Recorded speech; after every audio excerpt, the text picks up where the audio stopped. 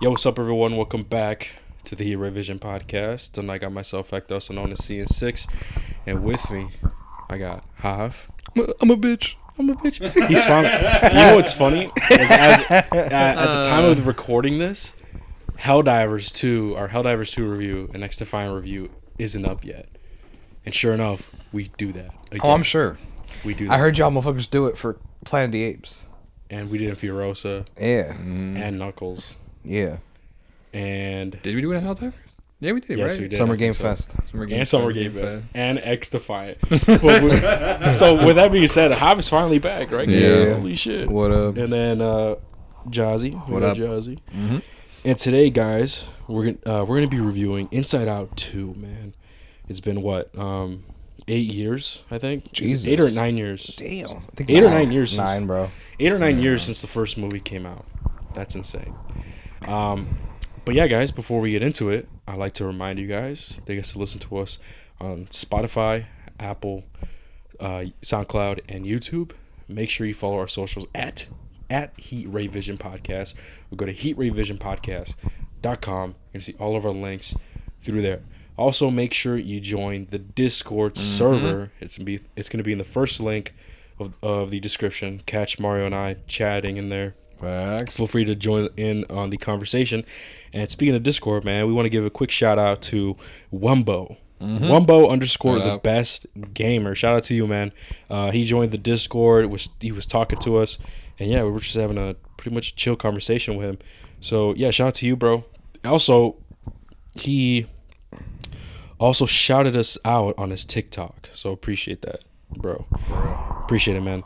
So shout out to you, and then the Discord, and then make sure you follow Mario and I on X. Mario at Just Jazzy, mine at Scene6, and then since Hive is here, Hive, do you want to plug anything? Yeah, my Instagram. I'm mostly active on my IG. How is flying right now. Okay. I usually put little quick reviews of movies and TV shows and stuff that I didn't get a chance to review on the pod. Yeah. So if you guys still want to know my thoughts on certain movies that came out this year or the years before, that's the best way to find out. Cool. So yeah, I think that's all the. Oh no, I lied. So we actually for one of our supporters, shout out to Ramiro. He actually, we mentioned this in our previous pods. So this pod is definitely going to go up after X Defiant, I think. So I'm going to try to get those two out of the way. So, and we talked about in those pods how Ramiro actually gave an analysis, lore breakdown on the Sonic universe. And we mentioned in the previous pods that we were going to talk about it next time when Hav was here. So Hav is here. So we're actually going to do that. But we're not going to do that in the beginning because we get into tangents and shit. It's going to be at the end of the show, after our non-spoiler and after our spoiler section. So then we'll actually get into the lore, his own breakdown and analysis on the Sonic universe, and maybe inform you guys and me, man, including me. And hopefully, Mario, you stop seeing it as a kid's game, you know? Oh-ass motherfucker. When did I say that? You said that you were never really into Sonic because like you growing up or whatever, you thought it was like kids, like the kids. Oh, really? I played it when I was a kid, but it just never intrigued me. That's what I said. Do you know why? Was it maybe that reason? No, it's just I never. Because when I played the Sonic game, I forgot which one it was, but I played it on. Was it a Game Boy? It was the one where it's like wide. It's not the one where it's like that. You know what I'm talking about? No, that's the 3D. That's the Game Boy. I forgot which one it was, but I played it on that, and then I just never got. Well, I just say that broke. That device broke on me, and so I was like, oh, what do I have left? Oh, I have a PlayStation. I'm gonna go play my PS2. Okay. So maybe that's why. But either way, yeah. I mean, when I played it, I remember having fun, but I don't know. I just grew up not being that into it. Well, hopefully this lore, makes you, I guess, it makes you more interested in the Sonic universe, man. Because I'm not gonna lie, man. I think we said this before in a previous pod. I don't remember which one, but yeah, there are some games that's obviously, and shows and media that's like for kids, but then there's some shit where like an adult can actually enjoy. And not only that, Sonic has lore, whereas to Mario has no lore, and it's kind of like, all right. That's one thing that threw me off with Mario. I mean, it's still fun. I mean, like, we play Mario Party here and there. Yeah. That's just, it's still fun. But I kind of do wish that each game had like a story, like, and they Behind it. continued with it and shit like that. But anyway, yeah, guys. So shout out to Ramiro. We're actually gonna do that in the very end of this episode. Not only that, I'm also gonna post his actual analysis in the Knuckles spoiler review. It's gonna be in the comment section. So yeah, stay tuned for that. With that being said, man, let's really get into it. Inside Out 2. First initial reactions, man, when this was when it came Trailer. when the trailer came out, and actually, yeah, and like the whole news broke out, like, oh yeah, Inside Out 2 is on the works and shit. What were y'all like thinking? Because it's a sequel, man. It's a Pixar sequel. Yeah. That's true, but I guess I was kind of like the odd man left out in a sense because I wasn't really that hyped for it because I never saw the first one. In fact, I saw the first one last night for the first time ever, so I never really understood the hype behind it, or I never was a part of the hype, I should say. But I didn't hear great things saying like, oh, Inside Out 2, not Inside Out 2. Inside Out is such a great movie. It's what a great take about, having these emotions inside our head and how they run our mind or whatever the fuck you want to go about it. But so for me, when Inside Out 2 was announced, I was like, oh, cool. I'm probably gonna have to go see Inside Out 1 in order to watch this movie. Yeah. But I wasn't like, oh, let's fucking go. I wasn't like jumping off my bed and shit. Yeah, you know what I yeah. mean? But it was a movie where it's just like, all right, I'm looking forward to it. No, yeah, I mean, before we go any further, we're actually going to be doing a non-spoiler section, guys, and then a spoiler section, just let you guys know. But yeah, I was on a hype train, bro. I was like, yo, because Inside Out was fire, bro. I remember watching that in theaters, and I was like, dude, this is like probably one of the best Pixar movies out there, man. Definitely up there with the top 10, I want to say, bro. It's top 10. Inside Out is like fire. And so I was definitely excited for this movie, but then at the same time, I was like, oh shit, but like, is it going to work? Is it actually going to work? Is it actually going to be just as good? Because this is a sequel, bro. And sometimes if we actually peel the layer back and we look at the sequels that Pixar has been doing, the one I could think of in my head is Finding Dory. Yeah. Finding Dory is still a great movie. I think it's a great Pixar movie. I like it. But it's just one of those things where it felt like forced. Like we didn't really need a sequel. That movie. Same thing with Toy Story 4. We didn't need Toy Story 4. It felt like they were pressured. Yo, Toy Story's lit as fuck. Let's make a fourth one. And so they did. I still enjoyed it, right? I'm sure you guys as well. I liked it. But do we enjoy it? But do we enjoy it as much as the OGs? No. As much as 3? No, right? Yeah. Now Same they're making thing- 5. Yeah, which is we'll see, right? Hopefully. I was just telling Mario, I said that I'm actually excited for Toy Story 5 because they revealed the director, and the director is a guy named Andrew Stanton, who is someone who works very closely with Pixar. He's worked there for since Pixar started. Oh wow! And he was the writer for I think the first 2 Toy Story movies. He was the director of Bug's Life.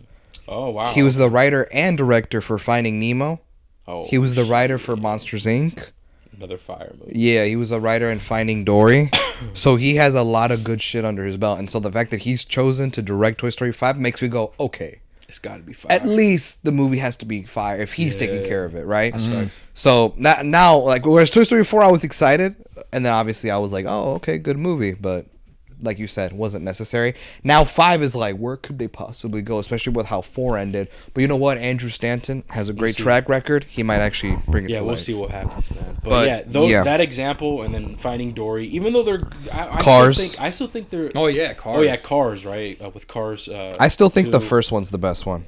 The first one, yeah. Absolutely, bro.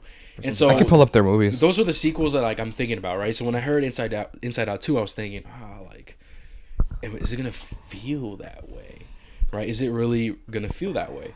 And luckily enough, man, I saw this movie and it's definitely it's a great fucking movie, man. Would you say the same thing for Incredibles 2?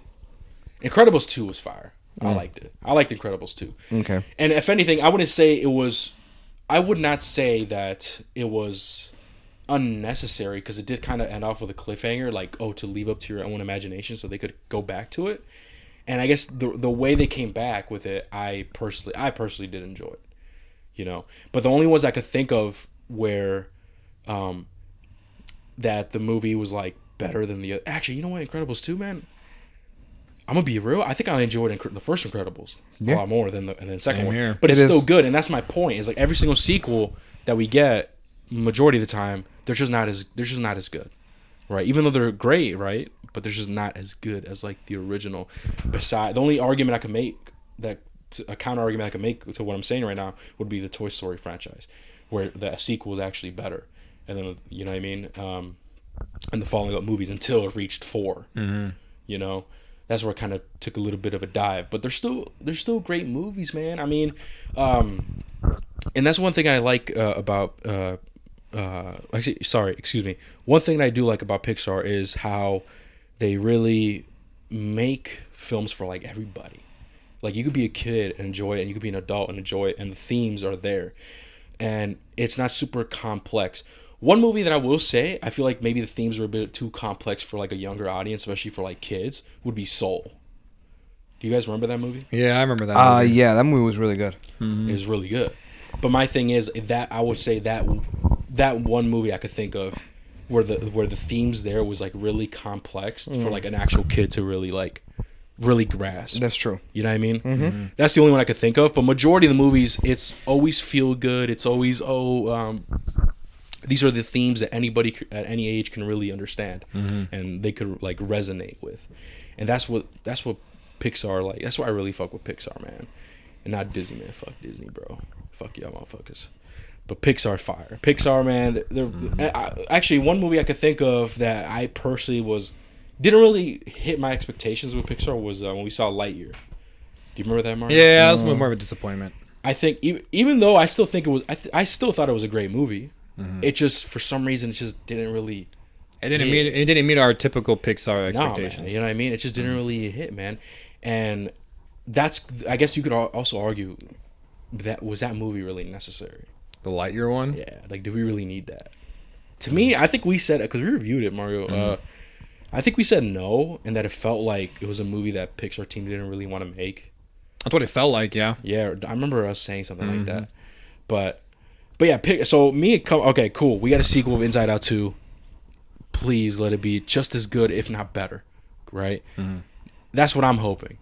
But knowing the movies that I mentioned, it might not be that way. And me personally, I think that's where I'm at. I think I enjoyed the first movie a lot. Not, I wouldn't say a lot more, but a bit more than this movie. This movie is still fire. This movie still gives that traditional Pixar feel good. It has great themes. This movie is fire, bro. It's a fire sequel to the already fire movie that we got. But I personally didn't think that this movie was better than the first one, and I have some reasons, I guess. But what did you guys think? Like, were you guys expecting to this movie be fire or not? Did you guys think that this movie was better than the first one? Well, I mean, who wants to go first? What do you think, Mario? Did you ever say your expectations? No. I was about to say we skipped over on Hob on that. We did? Yeah. Did we? Because I went shit. and you went. No, and you're then- all- Oh, okay. Oh, yeah. Well, technically, I rephrased the question. And then, Yeah. Yeah. So you go first. So then, yeah, you Hob. go first then, Hob. Your initial Well, thoughts. Initial thoughts? I mean, when I heard about an Inside Out 2, I was same as Hector. I was cautious about it. I was like, is it going to be good? Is it going to be a forced sequel? Is it going to be another Cars 2 situation? Like, what the fuck? And so, the closer it got, and I'm going to be honest, I didn't even watch that many trailers for it. I never Same here. seeked it out. Not because I wasn't interested, but just because I'm like, it's not something I need to necessarily see. And now when I did see a trailer, it'd be a preview to like before a movie started. If we went to go see a movie that we went to go review, right?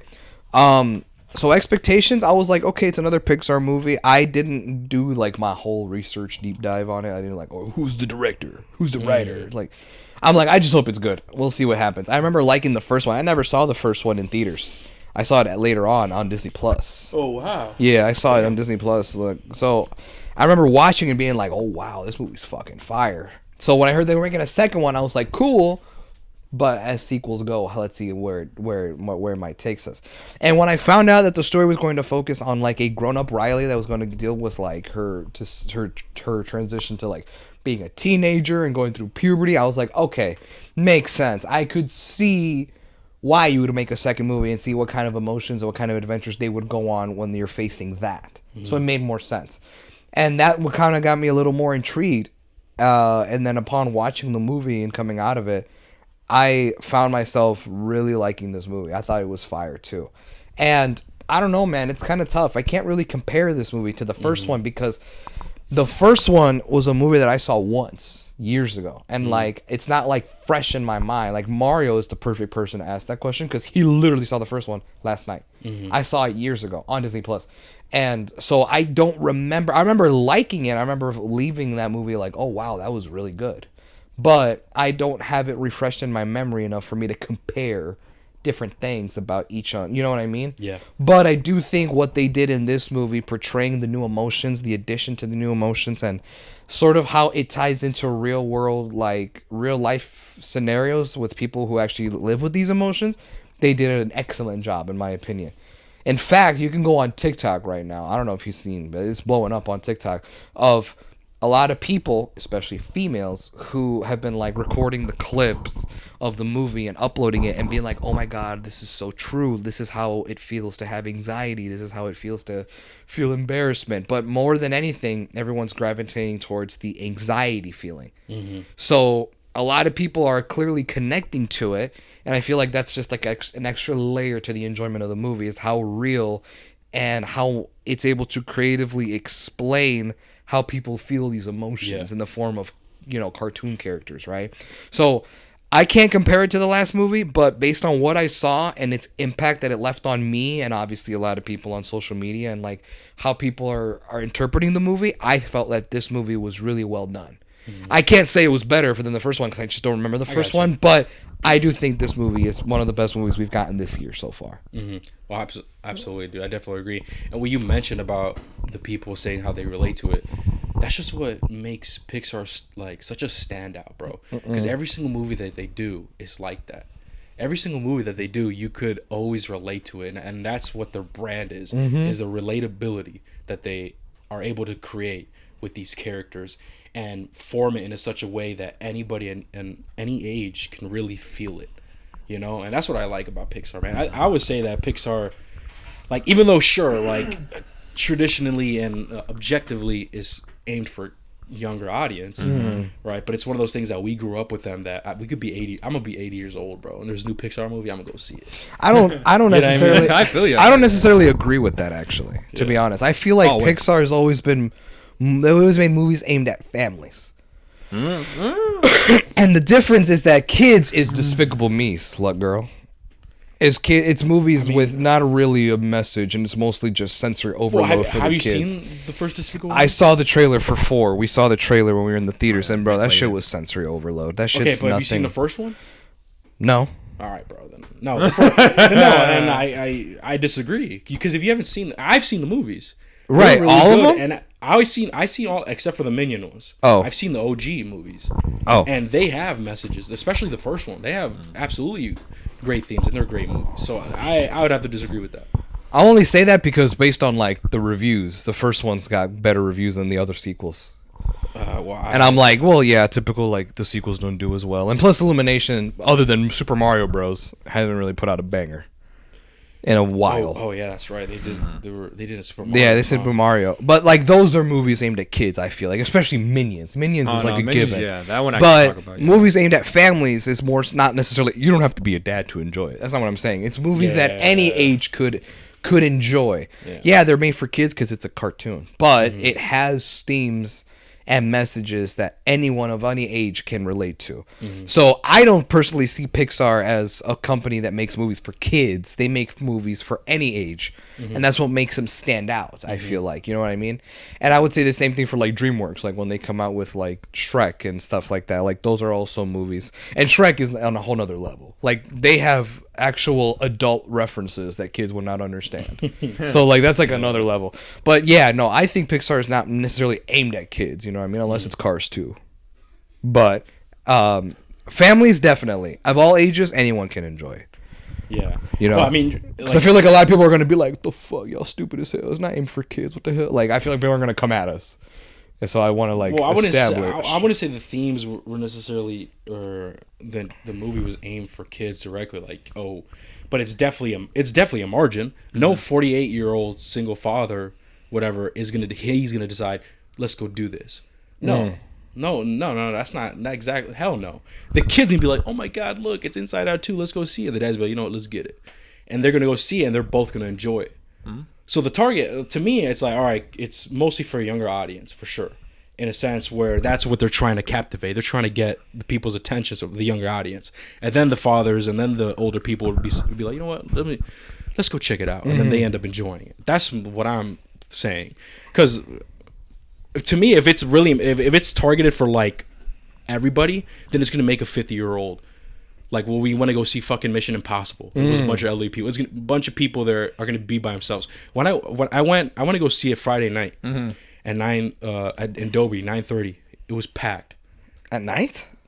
It was packed. It was packed at 9:30 p.m. It was Friday night. Still, these kids though, that's like bedtime. Went there, and majority of people, the majority people were kids and teenagers. You didn't see a lot of like adults. You know what I mean? And I'm assuming the only reason why the adults went because kids they take their kids. That's how like us. I guess I can't necessarily put it into words, but that's how I'm like describing it. Like Disney and Pixar, kids, and then the kids say, "Hey, Dad, let's go do this," and then the dad is able to go enjoy it as well. I don't know how to explain it, man. That's the best way I could put it to be honest. Because if I don't know, no 55-year-old single motherfuckers be like, see Inside Out 2, be like, I'm gonna go watch that over Mission Impossible, buddy. That's just how I see it. That's just how I see it, man. It's the kids out there that's dragging their parents out to go watch it. Let's be real. When I went to go see, that's how our theater was, low key. Really? Yeah, it was packed, but it was a bunch of like families, with their moms and dad. So, and listen, when I went there, right, it was packed and stuff, and like it was lively as well, which I think definitely like I enhanced my experience, right? But then there was a decrease in my experience with the people I was sitting next to.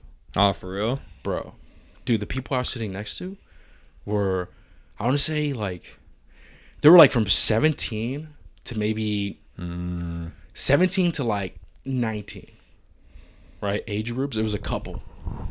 Bro, there were a couple. Like it was a couple. Oh, I think so. Do you mean a couple of people? No, a couple. Okay, like an actual couple. Okay, like, it was a dude and a chick. Okay, bro, and they were like, and it's Dolby, bro. It's not like the normal. This is what I always say.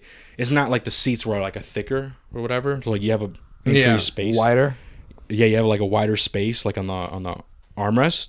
It's Dolby, so it's closer. And bro, these people were talking loud as hell and play fighting. Like doing and legit you could at my peripheral vision, bro, you could see them like making out and like talking, and they had like a blanket and stuff like that.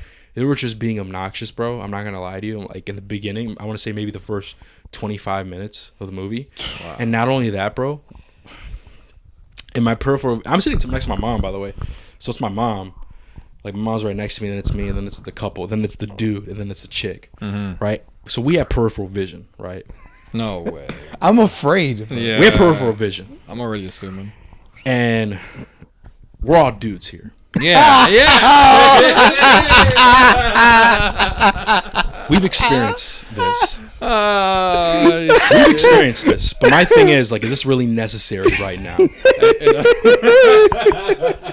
I swear to God, y'all. Like, I swear to God. Oh, my God. I see this girl doing her thing, bro. Rubbing this dude, bro. Oh my God. My peripheral vision, I'm like thinking, am I seeing things correctly? So I'm like, what the I do a little glimpse. I'm like, yeah, what the fuck is going on here? Oh my God. And they're talking, and dude, it was probably, I'm like, what do I do here, man? Like, I don't want to make a scene. It's packed, man. It was hella people. Like, even, so it was them two, and then it was another couple. So like they were doing, I'm assuming they were probably annoyed as well. But like, bro, what the fuck are we doing, bro? Come on, bro. I'm trying to see Inside Out 2, girl. And not only that, my mom's next to me, man. Yeah. My mom's right next to me, bro. My mom, my siblings, you know what I mean? It's like, what the fuck is going on? Bro, it was just, they were like play fighting and shit. Like to the point where like, you know how the girl like tries to like, the girl was grabbing on his face and the dude was like backing away. He was like getting close to me. And I'm like, what the fuck? And he's like, oh, sorry, bro. And he was doing his thing, all right. And then They were just, dude. It was just bad, man. It was whatever. Yeah, fuck but that. thankfully, it was like from 20. It was like I want to say 25 to 30 minutes, and then finally they just calmed down. They put their blanket on themselves, and then they just, I guess they calmed down. So this was with the blanket off. Yes, well, they were doing this at first. Hey yo, I saw it, bro. bro, I thought. No, I thought no, it was with no, the no. blanket on. Dude, I thought it was the blanket on. Yeah. No, it was no blanket on. But no, his shit wasn't out. No, No, I'm not saying that. no. I just thought maybe you had the feeling. No, They're like, bro. oh, I know what's going on, even though with the blanket cover on. Yeah, like you yeah, said, we're no. guys. Yeah, I was gonna say, We know what's yeah. going on. You know, I didn't have a feeling. I saw that bitch. He was doing it, crazy. bro. Yes, bro. Like doing this and shit, bro. That shit- Oh no, I feel so weird, dude. Dude, It wasn't even there. Now that's worse than my experience. And the thing with, is, like- the annoying chick. Remember the Thor? With Thor? That's worse. That's way worse. That's way Is worse. it, No, that's worse, Hector, He's saying yours is worse than Hat. than what I had to deal with. Is it? Because hers, it wasn't anything She was- sexual, but she was she was loud loud as as shit. fuck. Like my experience was just a louder. Yeah. Your experience was just weirder and uncomfortable. And I think that's worse than just being loud. I just felt uncomfortable, bro, because it's like, okay, man, like, Also, there's with, a bunch of kids here. I was gonna say Yeah. with hella kids in the auditorium. There's a bunch of kids here. And I'm the next to fact that my you're watching a mom. kids movie. I'm watching a kids movie, or like, you know, well, like what I've said, right? Not kids movie, but you get the gist. I know what you mean. Well, there's a bunch of kids in the fucking theater. Yeah. I'm sitting next to my mom, bro, and these guys are like making Yeah. out, the girl rubbing on it. Like, come on, man. And it's like, and not even with the decency of putting on the blanket. nah, bro. That's Nah. crazy. It wasn't until after they settled down they used it. And I was The like, Hector was like, my turn. what'd you say? You said my turn? Bro, I don't know how old they were. Bro, I'm gonna be honest with that's fucking weird. That's still like, what the fuck? I know. In a packed out, like, and that also, that's was some, packed too, That's yeah. some shit you do. you. Like, bro, it was so packed that like the front rows were taken. yeah, bro, yeah. It's one of those crazy. things where like, if you're gonna be doing all that, you have to do it in a dead ass movie. Yeah, bro, come on. Bro, it should packed as hell. Hella And it's witnesses. fucking Pixar, bro. And they're talking, they're fucking yapping, like giggling and shit. Like, bro, Yeah, bro. listen, guys, man. Have some comment. Do what I did, man. When I want to go see Endgame, if y'all know the lore, y'all know the lore. The lore. You tell the bitch, I'm trying to see this movie, ho. I think that was Infinity War. Don't matter. It's one of the Marvel movies. It was one of those two. I don't, Yeah. It was. Oh yeah, it was Infinity War. Yeah, Either way, because your date was with Mario. you dumb. What? And your date was with him today.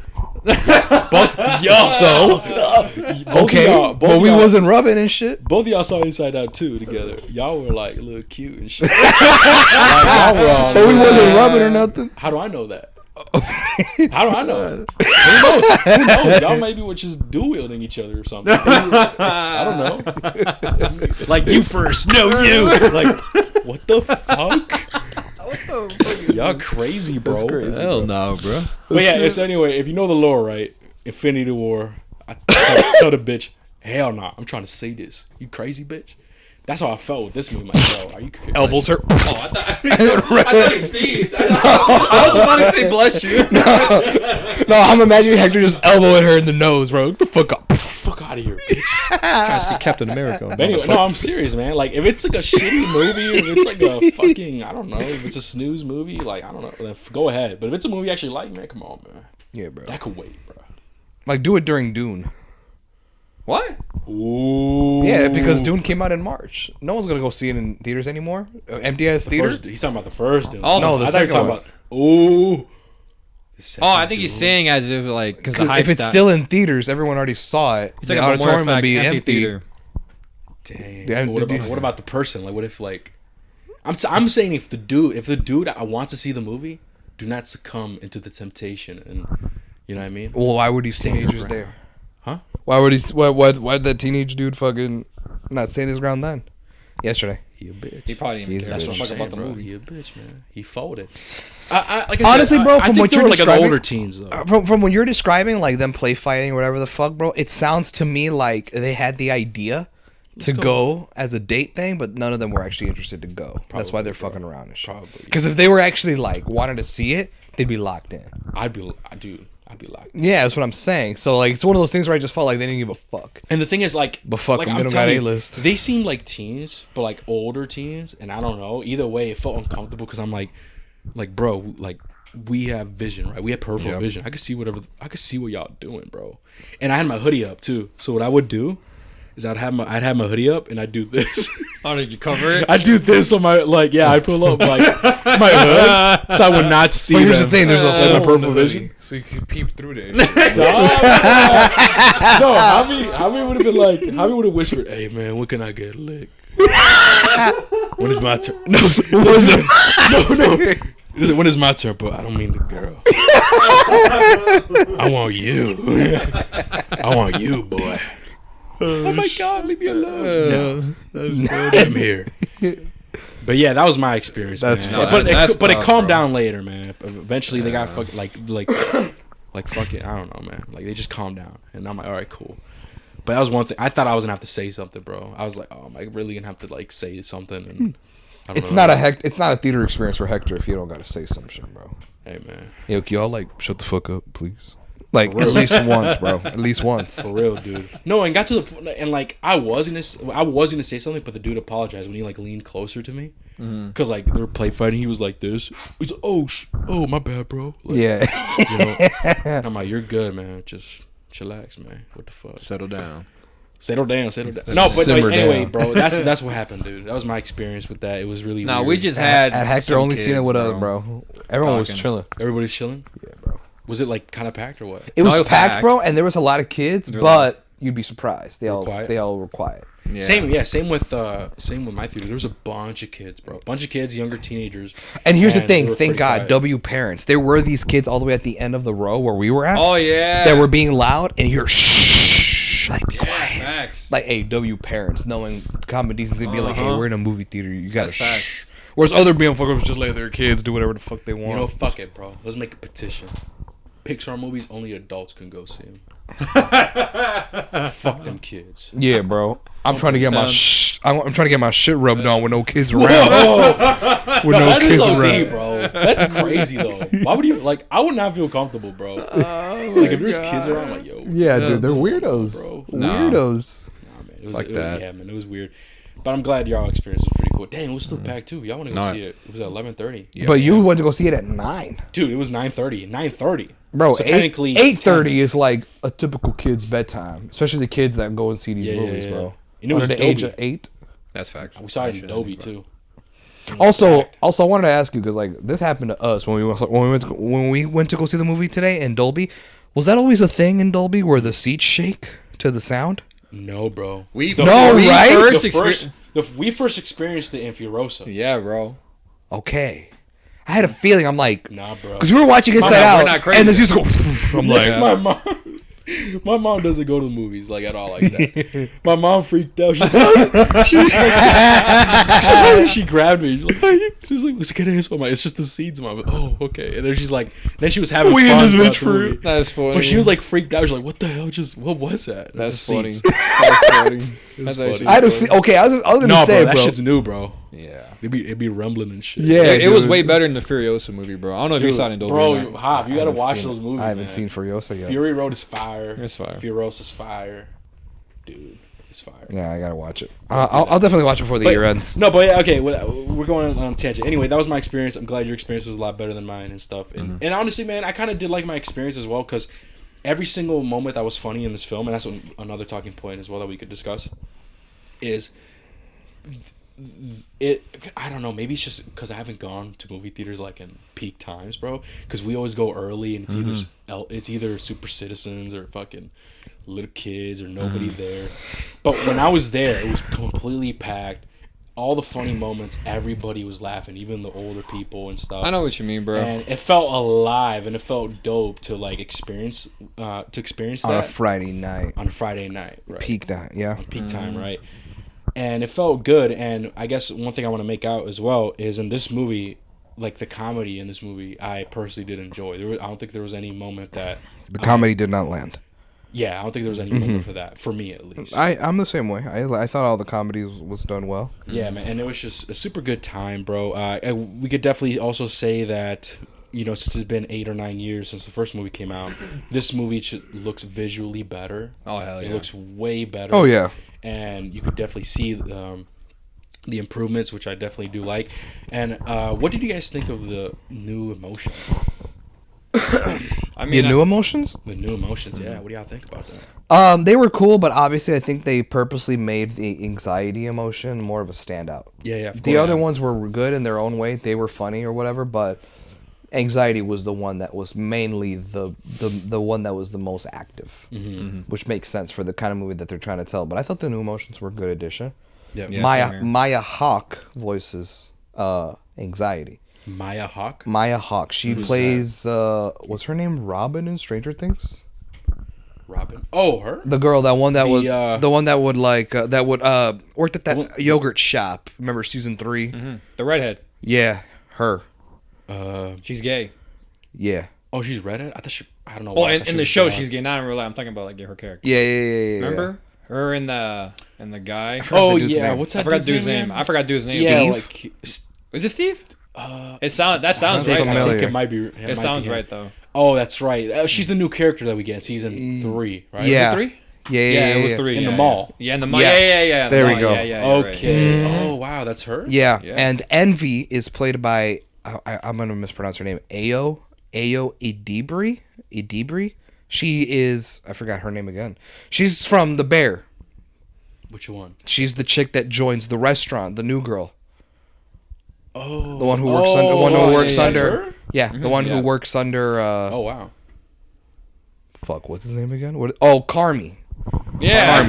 One who works under Carmi. We're forgetting names and shit. Bro, it's been a year. Yeah, man. bro. Bro, and we see a bunch of shit. Bro. I know. Yeah. We see a bunch of shit. I'm even surprised from Javi. I also was like, heard that they recasted the actors who played Fear and Disgust. Really? Why?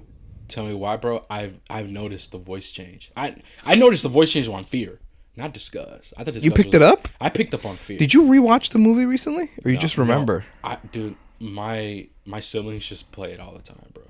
Oh. Like they rewatch so many Pixar movies, and it's one of those things where every time I'm upstairs to get water or something, it's playing, and I watch for a little bit. And then I leave. They play it a lot, bro. Yeah, they recasted Fear and Disgust. Disgust I didn't catch at all, but Fear I did. I'm like, Yeah. that does sound a bit Yeah. different. Interesting. Because Bill Hader is the one that voiced Fear in the first movie. Bill Hader is what have y'all seen him in? He was adult Richie in It Chapter 2. Oh, He was the okay. adult version of Finn Wolfhard's character. Speaking of real quick, speaking of it, we're getting that Welcome to Derry show. Yeah, I know. We gotta review that. You mentioned that before. In the Suicide Squad game. Did I? Oh, Yeah. We gotta review that. Well, I was drinking in that podcast. Oh yeah, you were. We were all drinking. What were we thinking? We had to lock in, or also drinking. Hey man, fuck all this microtransactions. You know, I think it was a solid review though. That's funny. But, look, No, yeah, you're right. We It got to is- review that. That's though. coming out. Welcome to Derry, girl. Yeah. Come on now, because those two first It movies were fire, bro. Yeah. Yeah. But anyway, okay. Yeah. And so, But why didn't they bring him back? What happened to him? well, him and Mindy Kaling. Now, Mindy Kaling is a female actress. She's the I don't want to get her race or ethnicity wrong, so I'm not gonna try. But she's the one that came out with that woke Scooby-Doo movie, Velma. Oh, her.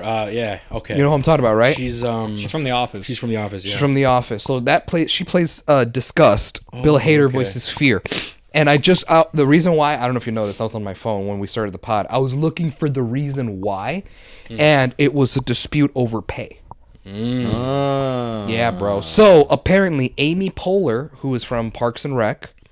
Okay. Yeah, you know that show, Parks and Recreation? Yeah, I know, yeah. And she's like the main chick. She's the blonde chick. Yeah. She voices Joy. Yeah, So she's okay. Joy in the movie. And she was offered and accepted the deal from Pixar, being paid $5 million to reprise the role of Joy. And Inside Out too. And Inside Out 2. $5 million. Then the people who played Anger. 5 million. and That's kind of low. Come on now. Well, Kind of low for Pixar. no, numbers, yeah. and with box office royalties. Oh. So it's one of those days where, like, depending on how much movie the movie makes in the box office, you get this A certain percentage. Gotcha. That shit. So she said. Oh, that's lit. That's lit right there, bro. But and then obviously later on they casted Sadness and they casted Anger, but Fear and Disgust, Bill Hader and Mindy Kaling decided not to come back over dispute over pay. I don't know how this information got out. Usually they try to keep it under wraps, but it was reported that both of them were offered $100,000. Wow. Just 100,000. $100K. And that's true. That's disrespectful. Nah, man, I can see why they didn't come back, Yeah. bro. Yeah, low key, bro. I get it, right? That's crazy. Joy's the main one, so she'll be the highest paid. $100K, bro. But 100K, and you're the returning character from the last movie, and you're one of the main 5. Yep. 2 of the main 5, I should say, right? Because it's 2 of them. No wonder they walked away. Yeah. So that's why they insane. did not return over a pay. So when I read that, the fuck, 100K? That's what they were offered? That's too low, especially for Pixar. That's way too fucking low. And so what they did was they recasted Discuss with a different actress. I looked her up. I have no idea who this bitch is. But the guy that I don't. But the dude they got to recast Fear is actually Tony Hale. I think that's his name, Tony Hale. He voices Forky in Toy Story 4. Oh, okay. That's him. Interesting. But yeah, that's why they did not return. Dang, with Disgust, I did not notice, bro. I'm gonna be real. I'm gonna be honest, dude. It's been a while. I get it. Since I've seen the first movie that I didn't even know that. I heard, or rather, when I saw early reviews for Inside Out 2, like the embargo lifted, I guess, on Wednesday, I think. I was reading reviews. People were saying even though Bill Hader and Mindy Kaling did not return, the characters are still. And I was like, oh. First of all, I didn't even know they were in the movie because it was years ago. Second, I wonder why they didn't come back. And I just remembered as we started recording, so I looked it up, and dude, 100K. And here's the thing, dude. from Pixar, That's what I'm saying. dude, Come on, man. that's finesse. What if the other emotions got more money? Not Joy. I'm talking about No, I'm sure they accepted it. Why else would they have come back? Mm-hmm. I'm sure they did. I'm sure they did get paid the same amount. And Bill Hader and Mindy Kaling were like, fucking off. Nah, makes sense, bro. And you know Definitely what, makes bro? sense. I'd do the same thing. You'd walk away. Well, yeah, bro. Yeah. If it's 100K? Pixar and only 100K. and it was only 100K, Yeah. at least $1 million. I helped y'all make the first movie make bank. For real. And now I'm getting paid $100,000. And keep in mind the amount of work, the amount of time it takes to do voice acting work just in general, bro. And you're only getting paid $100,000. No, bro, that's fucking crazy to me. And you knowing that it's gonna make millions of dollars. Yeah, bro, that's fucking tough. That makes sense, bro. I mean, despite that change, even though I did notice that Fear's voice was a bit different, I don't think it really hurt the movie or like. No, took me I out don't of- think so. Yeah, but no, that is definitely a fun fact. Is the voice change in Fear? Like, I know you said you noticed that it was I did different. notice it. Is it all that different? It's not super different, but the way he says certain words, I've noticed like, that doesn't sound like from the first movie. But it's not like anything super obvious. Same thing with Disgust. Disgust, I didn't even notice. bro. Gotcha. I didn't even fucking notice with Disgust. I got you. But yeah, that's what ended up happening. Interesting. Also, fun Okay. fact, you know who voices Sadness? Who? That's she's the girl also from The Office. she's also from The Office. She's Oh, the one Phyllis. She's Yeah, the yeah, one I yes. recognized the most in the first one. I was like, where have I heard this voice before? That's true. And now look, That's I'm like, true. I knew it. It was the girl from The Office. Yeah, Yeah. Phyllis. But no, I didn't notice any of the changes between the two people. And he saw them recently. Yeah, I know. That's crazy. Yeah, I didn't even notice at all. Okay, Mario, to you, what did you think of the new emotions? Do you think that they were great? I think Do you they were- they could have been utilized more, or like what? I know. I would say I think they're all great. Like Javi said, anxiety is the one that shines the most out of the new ones, and for obvious reason, it's for the plot. I wish the other ones play a little bit more of a role, but I don't think that hinders the movie at all. But because to me, the one I never figured out was the guy that was like too cool. Who had his phone? What's he? What? He was supposed to be boredom. She Boredom. Was boredom. Oh, she was boredom. My bad. I thought. Oh, I thought it was a she? dude. I thought it was a dude. I thought it was a dude too. Really? You can tell by the voice it's a female. Really? I thought by the voice, I thought it was a dude. No, I thought it was a French dude. Yeah. it's French. It is French, but it's a chick. Oh, okay, my bad. Oh, okay. But I yeah, swear to that's God, that was a boredom. dude. Yeah, okay. I forgot so the that was boredom. name. I don't know. Ewy. Do they call them yeah, some? It's like Ewy, and that's what's like nickname time. You're gonna be called Wee Wee. yeah, there, Yeah. type there we shit. go. That's But I'm what just they call it Ennui. like I think it's ennui. Ennui. What does that mean? I don't know. I have no- Ennui? I don't know, man. We took More French like too in high school. More like its own site. Ennui. I can look it up. Ennui. Watch it be boredom. That's what Oh, I'm yeah. thinking. It's like it has to make So, sense. yeah, that was- The only emotion I wish got more screen time was the Envy character, because I could see that playing a role with what's the girl's name? The girl weren't Riley. Envy playing more of a role in Riley's life because she's in hockey. That's true. Obviously, in any sport, there's envy. Is like, damn, that motherfucker's like, for example, basketball. That motherfucker is 6'8", knows how to dribble the ball, can shoot it, step back, has all these so many handles in his bag. Like, I wish I could do that. I'm envious. Like, you see what I'm talking about? Like, she can be envious a little bit more, and that's what I'm saying. And not only that, I like the actor, the voice actor behind it. Obviously, she's in The Bear. We like her in that.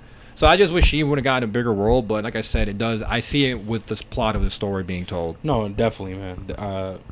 Definitely. That's kind of true, because we only see them do like only snippets. Obviously, anxiety is a stand-up, but obviously they're trying to portray that theme as well.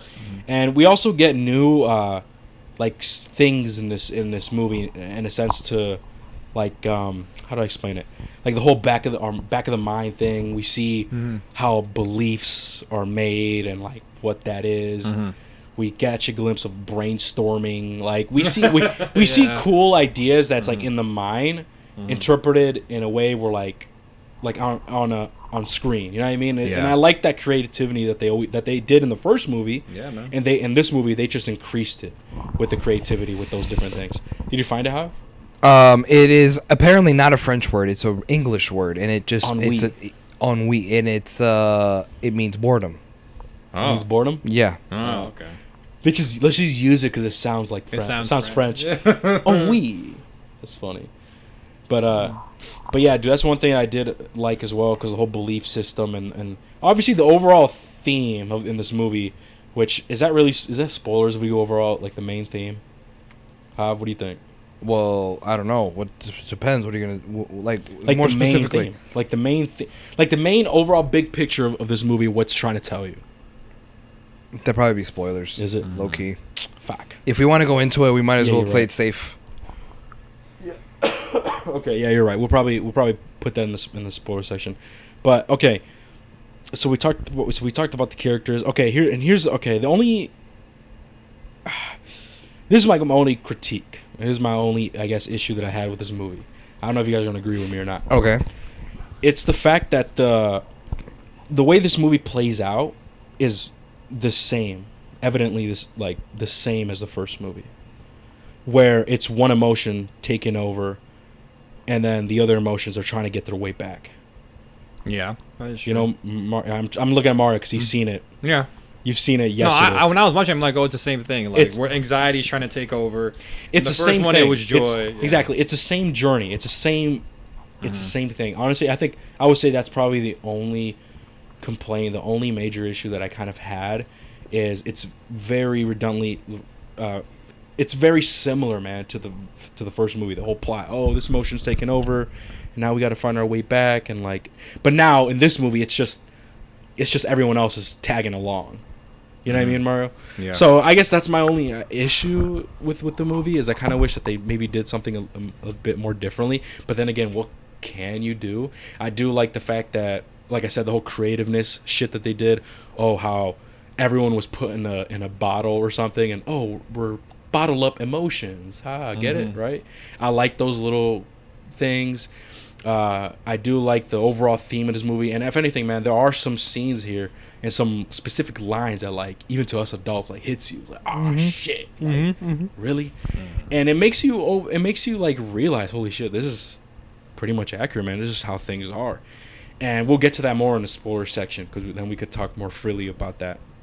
And so, yeah, the overall theme, the creativeness that they use, the visuals, the overall emotions, everything was just phenomenal, man. This movie is fucking solid in my opinion, and my only issue is the whole plot situation, where it's very similar to the first movie, how things play out.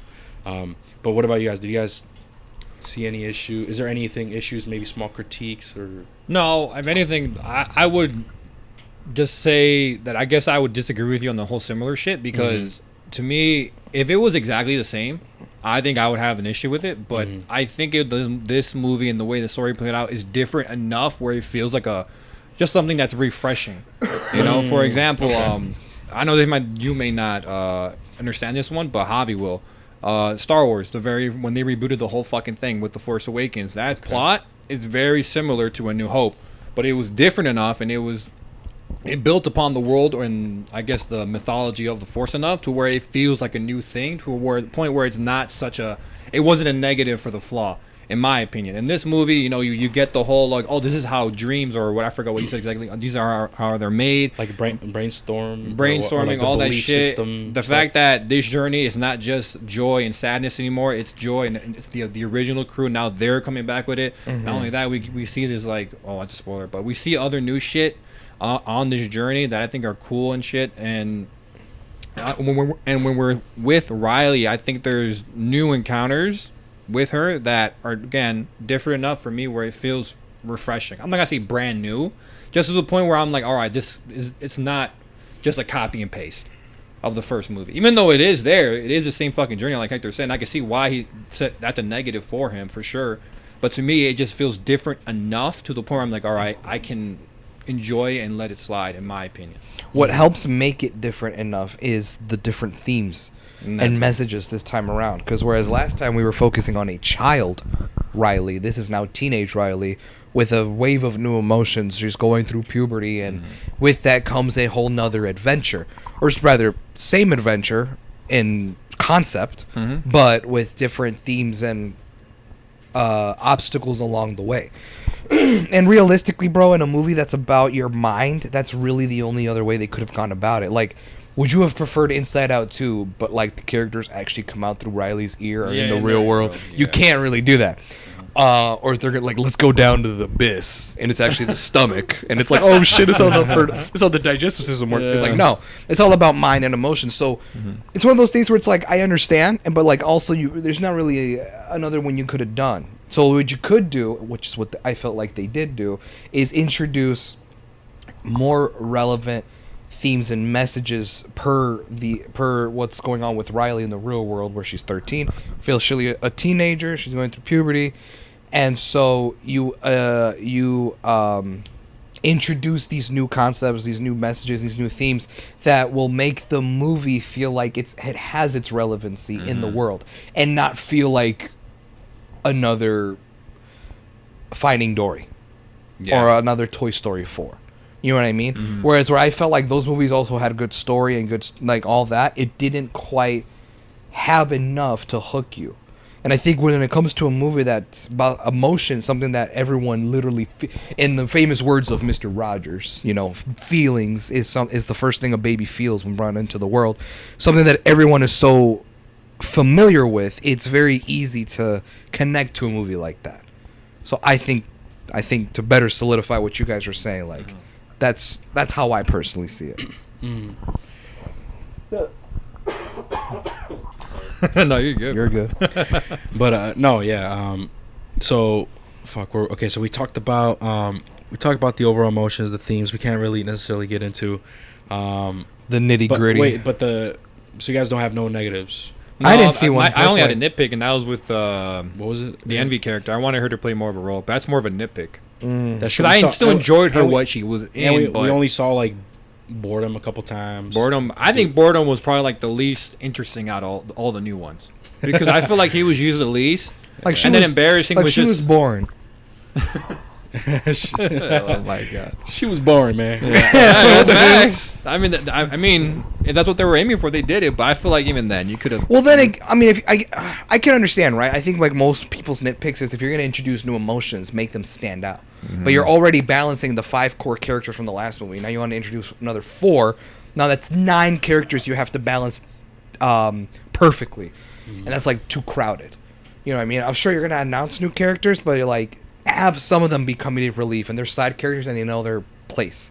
But obviously anxiety is the one that plays the major factor in Riley's mindset, so that's the one you want to focus on more. That's how I took it, and that's why I didn't see envy, embarrassment, or ennui. How do you say it? Ennui or whatever. Boredom.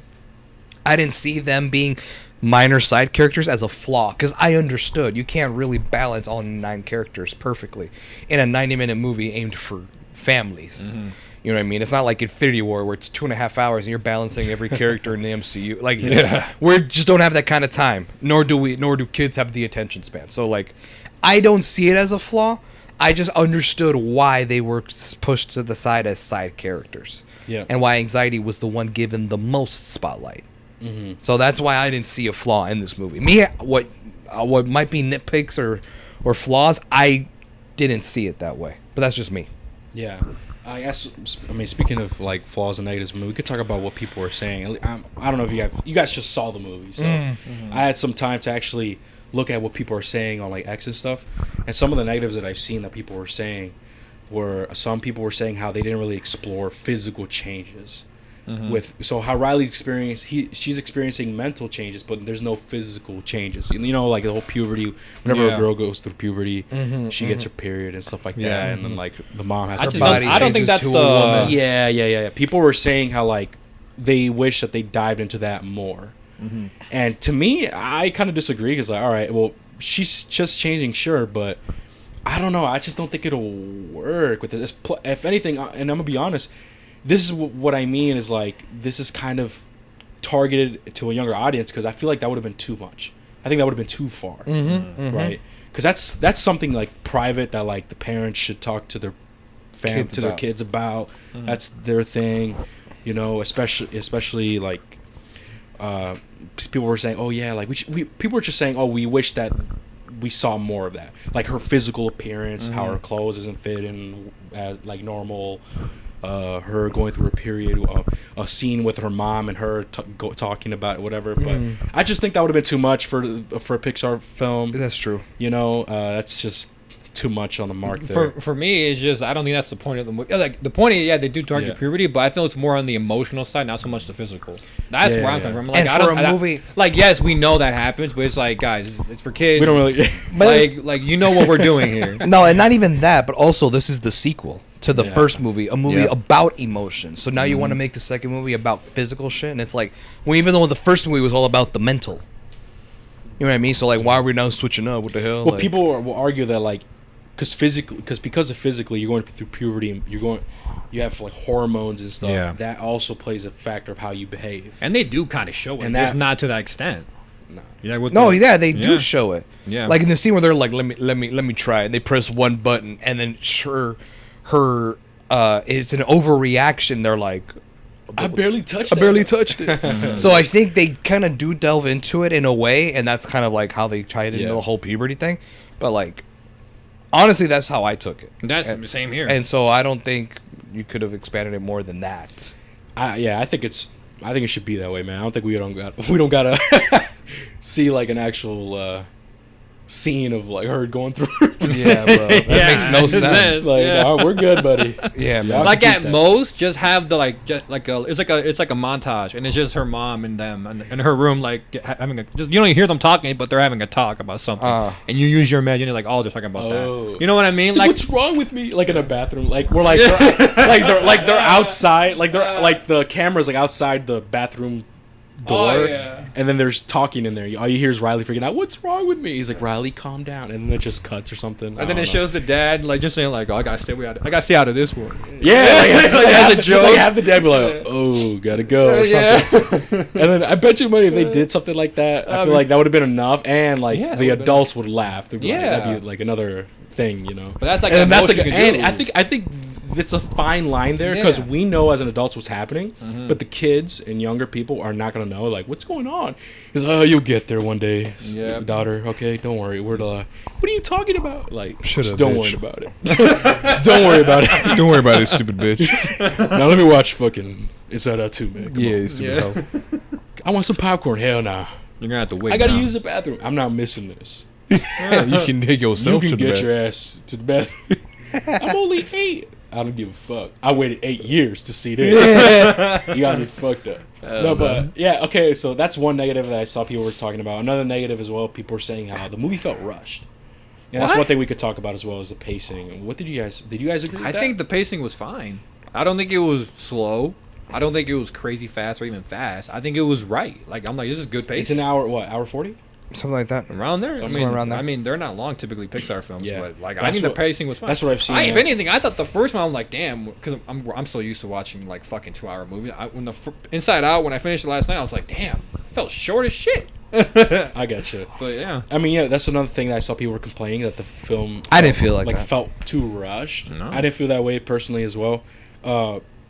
I gotta ask my brother, because my brother, before we went to go see it, he was saying, "Dang," I'm like, "What happened?" "It's not 2 hours." I'm like, "What do you mean?" I'm like, "Why not?" He's like, "What do you mean?" He's like, "Nah, man, because if it's 2 hours, it's gonna be like It's gonna be a fire. banger. Like, it's gonna be a banger. If it's 2 hours or a little bit longer, it's gonna be banger because they're gonna be. I'm trying to think of a 2 hour. They're gonna be movie able that to was ass. dive more into the world and stuff. I'm like, that's true, man. But Pixar never really done a movie that way. Yeah. And obviously after the movie, he's like fire. Typical. Yeah. To be fair, like he doesn't really do this, so he can't Yeah. really critique. Yeah. Right. So to him, is like this shit lit as hell. Fire. Or I think I'm trying to remember. I think there was some The last movies 3 movies he saw was movie of the year. Yeah. type shit. Yeah. He's like That's he's like just a casual watcher, man. Yeah. Yeah. He doesn't really notice certain things unless I mention them. Like, yo, bro, like you do realize the plot is kind of similar to the first one. He's like, nah, man, this shit lit. That makes sense. It's kind of, isn't it crazy? So like, obviously, I was like that, right? And because of the pod, we're And then improving and shit, and we're getting better. Yeah, bro. Do you ever- I whipped him into shape, bro. You bitch. Well, obviously, even before this, like, Hav would always like tell me a bunch of stuff that I would learn from stuff. But at the time, I was like, oh, that's really interesting. But then I didn't really like care. I watch another movie, not expecting what Hav told me. Yeah, bro. So this movie is gonna be fire because the director did this, and that movie, the cinematography, the plot, the dialogue. I'm like, yo, really, dude? Bet. And I watched the movie, and I'm not really looking for what he just told me. I'm just watching. I'm like, yo, this shit fire. No, that's what- I'm like, yo, Hav, this shit fire. Javi's like, really, bro? Because there's some things that I'm like, really? Let me see. And he would tell me, and I'm like, oh, you know what? You're right. So we would have conversations like that. And because of this pod as well, I've gotten better. And it makes me realize, like, dang, there's a lot of people who just, like, watch things casually. And that's perfectly fine. If anything, they're a lot happier probably than us. You know what I mean? Hell, That's that's facts. funny. No, it's facts. This is a curse, bro. Yeah. This is a Like- curse. like, This is a ima- curse. Oh, bro, I know imagine what you going mean. imagine going to the movies all the time and thinking the movie you saw was fucking lit. Like, oh Yeah. wow, that was actually pretty good. Like, you know what I mean? Like, Yeah. back then, I probably would have liked The Strangers chapter 1. I probably been like, yo, bro, you know what? That's fucking solid, girl. Like, you know what I mean? But it's crazy. But it is kind of a curse, man. It makes you realize, you know what? There are some imperfection in movies, and it makes you realize that majority of people don't really, I guess, watch a movie the way we see it. Like us, I guess. I don't know if it's do I kind of miss that like a little bit? I kind of do, but I just can't. Ever since we're doing this, I just can't anymore. Like every single time I'm watching a movie, I know how to enjoy it, but I also know how to point out some flaws. Like, you know what, that doesn't make sense. The plot doesn't make sense. The dialogue's kind of fucking weird. You know what I mean? But that's one thing I noticed, man. Like, it's probably happier than us, man. Fuck. That's fair. But okay, so we talked about what was before I went on a tangent. We what the talked fuck was I about the negatives that you were talking. Oh yeah, you okay, saw. I think those are on the only two major the negatives that I disagree with both of them. Yeah, I disagree as well. I thought the pacing was solid. I didn't feel like it happened too quickly. I also didn't feel like, oh, this was a drag. The whole puberty stuff, the physical changes. I just sure it relates with puberty and like hormones, and it could it could trigger your mental state, you know. But that's why, like, you know, when some people say when women take birth control pills, they act a certain way or they become more depressed and stuff. Like, it does mess up your like mental state and your emotions. But to be honest with you, I just think that we don't really need that in this movie. I think it's fine without that. And plus, I just think that's like another personal like advanced shit that's like to be shown for kids. You know what I mean? I feel you. You should let the parents deal with that. You know, we don't need a movie telling us what, because it might, I don't know, man, it might freak out a kid. You know what I mean, bro? Like, what if it could be little old Susan, 10 years old, and she sees that's gonna happen to me, what the fuck, and she starts freaking out. You know what I mean? We don't need all that. But anyway, yeah, that's the only shit that I could think of. Any final is that it? Any final thoughts? I think we pretty much covered anything in non-spoiler section. We're gonna give our final thoughts and then ratings, or I guess we already gave our final thoughts. Do you just want to give ratings? Who wants to go first? Since you saw it first, Yeah, you can go first. Okay, Gary. I go first. Oh, Yes, that's a go good first. transition though. Since you saw it first. You go first. Yeah. How about you? Never mind. How about you? Hey, yo. No, I was about to say- Hey, yo, let me put the hoodie up and put a hole through it so I can peek. Hey, man. Hector, let me borrow Are you your hoodie. almost done? Are you almost done? Why are you asking? Because I want you to do that to me. Do I get a Not- turn? But not the girl. I want you, buddy. Oh Here, I'll help shit, you. bro. Next time I go to the movie theater, bro, I'm gonna ask Let's Hector do to this. borrow his hoodie, bro. Wait, what do you say? He's gonna ask you to borrow his hoodie Your hoodie. because that's a hole in it. So you just So I can peek through that shit. Hey, yo. No, but I did do This movie good as hell. that. Yo, that's crazy. You're a- I'm looking through the hole. This shit lit as hell. No, this This is what A-list get you, girl. yeah. A-list. Oh my You know me, A-list, cutting the lines and shit. Nah, girl. Could have Imbeciles. It was packed in that bitch. I'm like, man, I'm in a line. I'm an A-list line, ho. Later. Ho. Come on now. A-list. But shout out to... No, man, fuck y'all. Y'all ain't even sponsoring us. But, right, oh, yeah, man. I mean, listen, man. Would you buy it sealed? Oh yeah, would you buy this shit sealed? I would get a steel book. A steel book, but Not not sealed? sealed. But not sealed. You open the hole. Damn. Not sealed. Wow. Not sealed, You girl. fucking slut. I thought of another rating as well. Would I get 2 steel books? Oh my god. One sealed, the other But open. that can only be for That's 10, the though. Batman. That's a 10 out of 10 movie though. I got 2 steel books for the Batman right now. Yeah, and they're that's both 10. sealed. I swear to God, huh? That's God tier. Hav, That's you- God That's tier, Super yeah. Saiyan Blue. Hav, Yeah. you know, I'm serious. I know you. I got Yeah. 2. I got the Best Buy version. I got the Walmart version, The Walmart one's badass. and they're you both should. sealed. Yeah. Girl. Which mink cow, girl. I know. Anyway, Slut. I no, yeah, for sure. I definitely get a steel book for this. This is honestly, this movie, like, how to explain it, exceeded my expectations. It's definitely a solid. It's an amazing, phenomenal sequel to Inside Out. It's everything was improved upon. Like I said, the only negative that I did have, the only issue, but even then, it's not really a super major issue. It's they use the same type of plot situation where a specific emotion takes over, and basically they shoot out the other emotions into the mind. Then the emotions have to find their way back. That's the only really issue, I guess. But everything else was really cool. I like how they expanded the mind as well. The whole brainstorm situation, the whole sarcasm. Remember that sarcasm stuff that we saw in the trailers as well. The whole how beliefs are made and that makes you who you are. Like, I really like that type of stuff. Would I say that this movie is better than the first one? I would say, man, I enjoyed the first movie a bit more, but this movie's still up there. If anything, I felt more like an emotional, like, ugh, like stake to the heart type shit in the first movie than I felt with this one. You know? But either way, this movie still gets you, it still hits you in the feels, man. Like I said, there's a few lines there. There's a few lines in this movie where, like, it's kind of funny because it's a shot of a specific emotion, and it's just like for a couple of seconds of them saying something that you know that like was meant to hit adults' feelings. Like, oh shit, like and we'll get to that. I was about to say, I wonder what it is. No, really? I'm trying to think about. There's one line where like, oh yeah, that, like, it's facts, and it was like, it was a scene like it was supposed to do that. I have an idea, but I don't want to say it. No, we'll get to the sports section. But with that being said, man, I think this is a phenomenal movie, man. But I'm gonna give this one a 9. This is a 9 out of 10 for me. W. I think it's a an amazing movie, dude. Definitely a great sequel. Pixar, man, come on, man. Pixar don't miss, bro. Because let's be real, man. The only Pixar movie that I've seen, like we mentioned at the beginning of the pod, was the one that was like, didn't really hit my expectations, but I still thought it was a great movie. Was Lightyear. It's a light year. All right. I think that's the only one that like did not hit my expectations. Like, fire. Yeah. But it was still great. So like, and it's crazy how like I think we gave Lightyear a 7, if I remember correctly. I think really.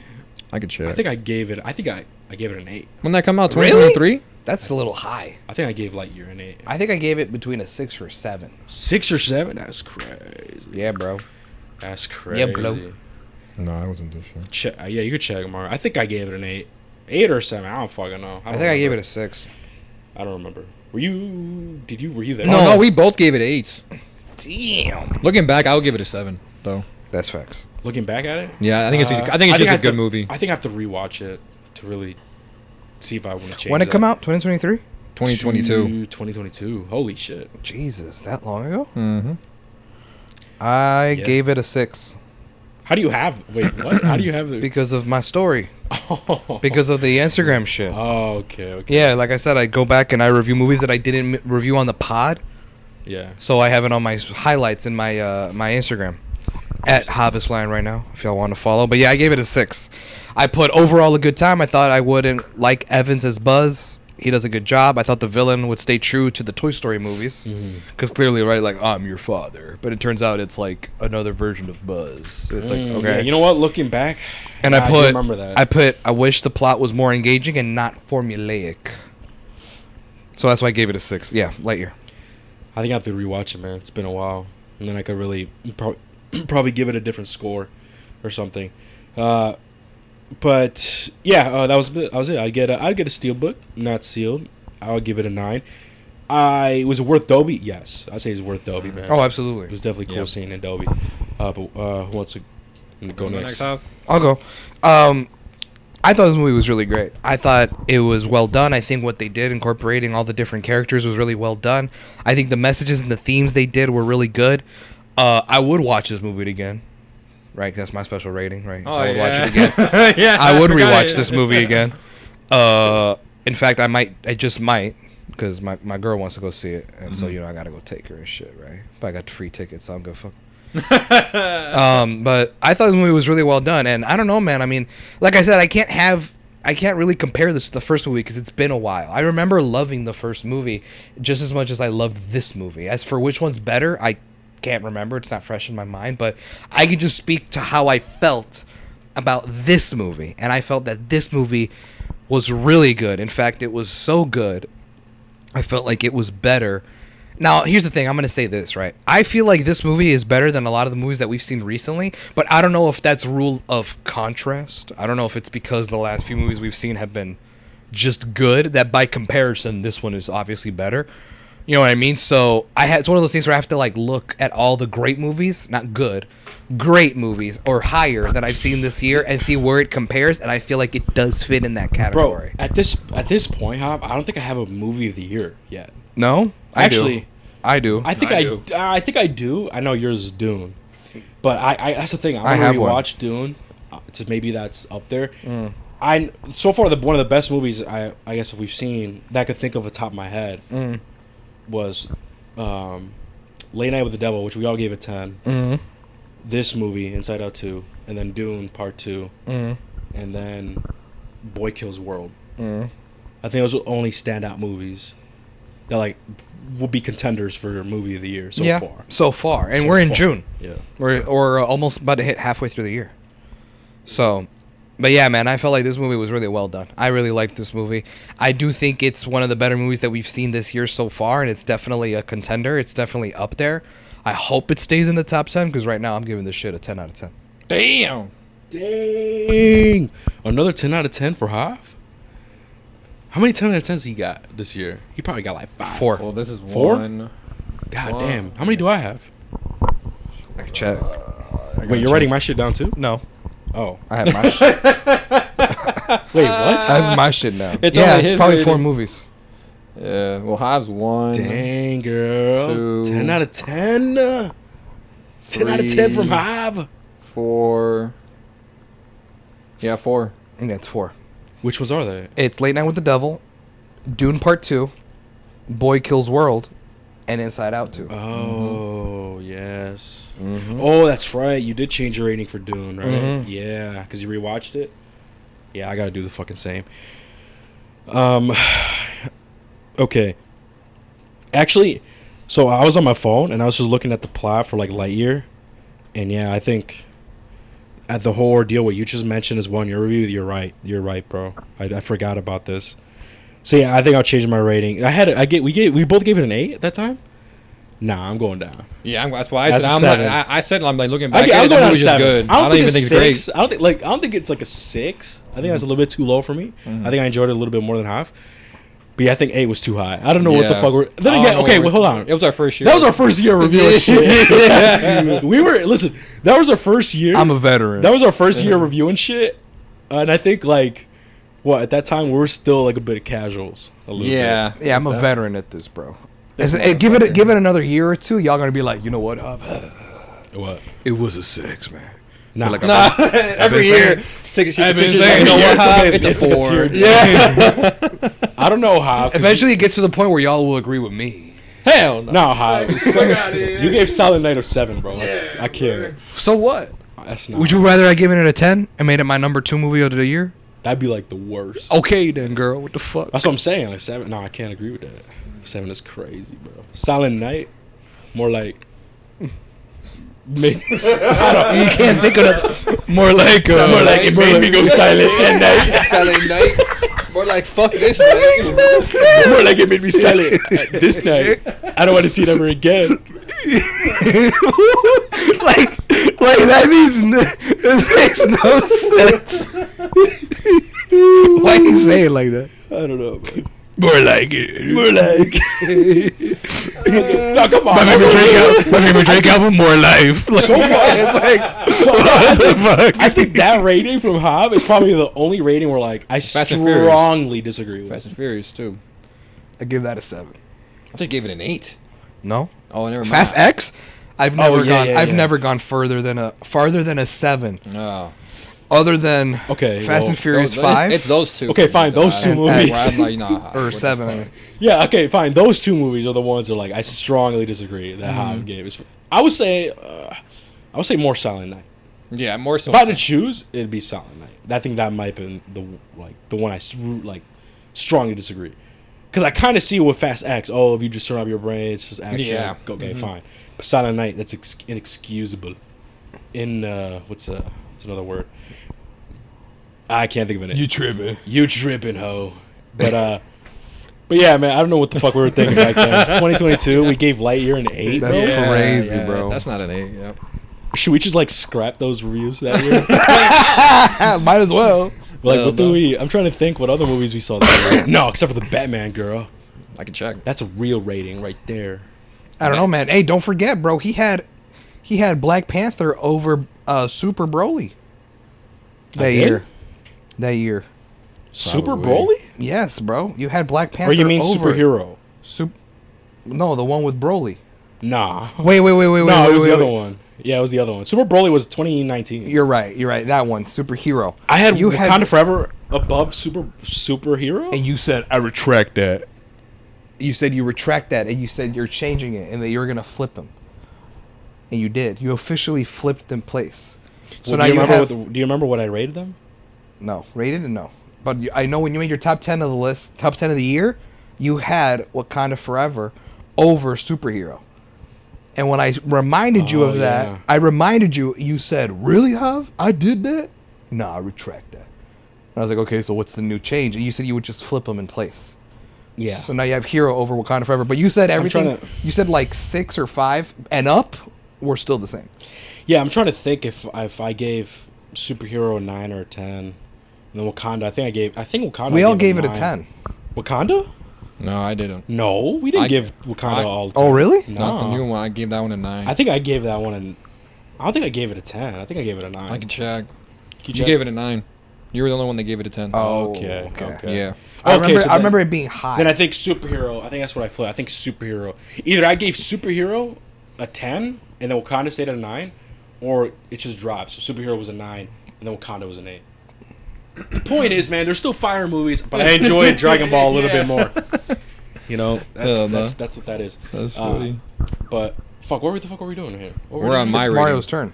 Oh, Yeah. go ahead. All right, so this one might shock y'all. Oh no, but like, listen, just on the record, we're Yeah. switching the Lightyear rating. To 7. I should probably go back and comment down below on that video. Yeah. I doubt people go watch it, but who knows? Yeah. All right. So, so obviously this movie it was enjoyable. I think, in my opinion, I enjoyed this movie more than I enjoyed the original.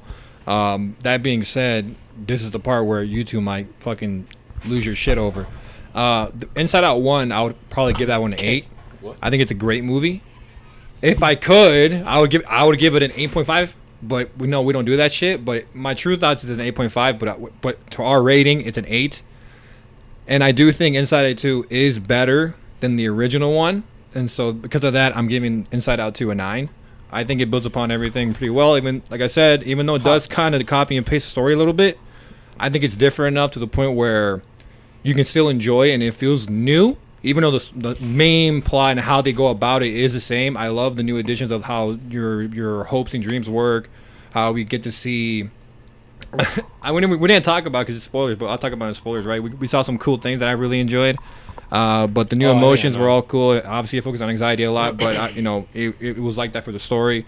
I enjoyed the animation. It looks fucking amazing. It is most definitely worth a Dolby ticket, obviously. But yeah, man, Inside Out 2 is a 9, and I'll give the first one an 8 to our official rating. But if I'm being honest, I would probably it would be the closest thing to an 8.5, but I don't like doing that. I don't like that. What do you give the first one? Was it? I don't know. Because I'm assuming a 9 because you gave this one a 10. but I thought he said that he enjoyed this just as much as the first one, right? He said that, right? I said that, but I haven't rewatched it, so I don't remember. You gotta rewatch it, girl. Well, if I do rewatch it, I'll let y'all know. But Okay, so I'm feeling anywhere between an 8 to a 10 in that you. range. So let me ask him this because it doesn't. You can't really answer this. Mario, do you think the first movie and the second movie like hit you more in the feels? Which one do you think did that? Second. Really? Hit you more in the feels? Yeah. Interesting, bro. Not because I could relate to it, but I think the scene where You can't relate to it? I feel like everybody experienced that. no, I like did. in terms of like anxiety and shit like that. Obviously, You've I never feel it, experienced but that? no, I've gotten when I first worked at the warehouse with Hav, I had like anxiety because I was like, oh fuck, it's a warehouse, never been here before. What are the hours gonna look like? Shit like that. But the scene where it made me be like, you know what, this one's a lot better. Not because I personally experienced it, because I saw someone experience it. Was it's a spoiler. I don't want to fucking talk about it. Yeah, okay, it's fine. Yeah. I personally, obviously this movie does a great job of hitting you in the feels, and we'll talk about the lines. I know you wanted to know what I'm talking about, but I would say the first one hit me more in the feels because with the first movie we're playing with happiness and sadness, bro. And sadness I would say is a lot deeper than anxiety. You know what I mean? And the first theme of how in the first movie how they played out with sadness. I think that just like hits even like harder in my opinion versus what we got with anxiety. Even though I did feel that anxiety, I'm like, dang, like that shit, and like the suppressed emotions and stuff. I felt that like, dang. Y'all probably look like it's What? Hector. Like he's this is why he doesn't cry in movies. You like He grab my felt that shirt, shit to his you core. grab my shirt, you start yelling, let it out. let them out. I see you, or like you let them out. No, you know what I do? What's that? I shake Hector's head. Anybody in there? Sadness, get the fuck out of Wake this here. motherfucker up. Do your job. Let him out. No. Hell no. You know what's funny? You know what's funny? How like in Inside Out, everyone's emotions they all look the same, but they're all like different depending on who it is. It's like when it's the dad, all the emotions have the haircut, and the mustache. I know he's gonna say And like that. on the mom, it's the ponytail. Yeah. All of Hector's emotions have bandanas. All of Hector's emotions, they all got bandanas, bro. That's funny as fuck. Fuck yeah. That's funny. Mario, all years of wearing fucking panties and headset. You're all wearing your panties Why? and a Why gaming panties? headset. They all I don't at all times they're carrying a Mountain Dew with them. Oh yeah. At all times. You need Mountain Dew at all times. That's funny because Hector always wears bandanas. Bro. All his emotions all have bandanas and shit. Hey, Funny. That's a good one. The bandana one. hey, that's a good one. That's a signature, bro. When we bring in the camera, that's a signature. Yeah. We have HRV bandanas just because you wear them. I would wear them. That's actually a pretty good idea. I might look into that. You guys are laughing. I'm for real. I know. That's why I'm might- laughing. I might actually do that. That's actually pretty cool. Oh my god. No, but one thing I wanted to like understand, and I don't know if you guys noticed this, and this was in the first movie, and I was like, this is just me nitpicking. Okay, this doesn't Yeah. affect my rating. Have you noticed that whenever we enter the dad's mind or the mom's mind, all the emotions are the same gender, but Riley, it's mixed. Have you not noticed that? What could that mean? Mario's looking like he has no idea what I just said. Yeah, I am kind of. You just spoke Chinese, bro. Like, are you dumb as hell? Like they're all dudes and the dads and they're all fucking girls and the moms. Listen, and when we Riley's go all into different. when we go into the minds of the mom and then the dad, right? They're all the emotions, right? The colors, right? Oh, there's disgust, blah blah blah, or whatever. They're all the same genders. Like for the dad, they're all men. Yeah, And for the mom, they're all women. But for Riley, it's mixed. it's mixed. No, I understand. Like at first, I was doing that because I was like, oh yeah, you're right. I didn't pick up on that. That's why I was like, My thing is like, why? She was bi. No, because remember in the movie we also get a glimpse of the other her best friend's minds, and they're mixed as well. They're like mixed genders. So why is that? I have a theory. Oh, Actually, the game theory. I do. I mean, I do have a theory, but it's like Region. it's region, and it's like too Advanced. like too reality and too like controversial. So I'm not gonna go there. But it makes you think though. It's like, what the fuck? What could it like? Why is that? Why could that Also, where are the other emotions? Right, we don't see any other emotions. their Obviously, the first anxiety movie. and- yeah. Obviously, the first movie. Right. only dealt with the 5. Yeah, They can't do that. the 'cause dad it would ones made me spoil laugh. The dad ones made me laugh, bro. He's like, what is it, woman? Just tell me. Oh, They yeah. don't give a fuck. That shit bro. was funny as Yeah, it's Start funny. watching the game. Oh shit! Yeah. Yo, hold on. The wife's looking at us. Oh, What do we do? Oh my god, we did something wrong. Quick. You know what I hate? women. I hate this shit. You're a bitch, huh?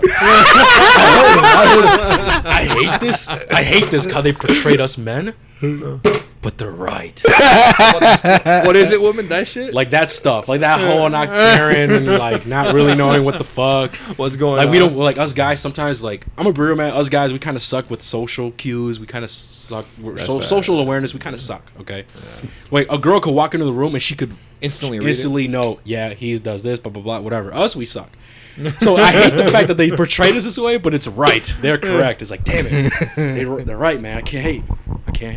But anyways, that's what I noticed, bro. I'm like, that's interesting. That's different. Not only that, we don't see the other emotions. We don't see until the second movie. Remember, who did we get in? We went inside. It's not really a spoiler because it's like a small ass thing. In Inside Out 2, we enter like the mom or dad's mind, and then we see anxiety pop up a little bit. That was like, and like, whoa, where were you? It was the dad. It was a dad, right? And to me, it's kind of like, what the hell? Where y'all been? Wait a minute, we're just gonna let things be.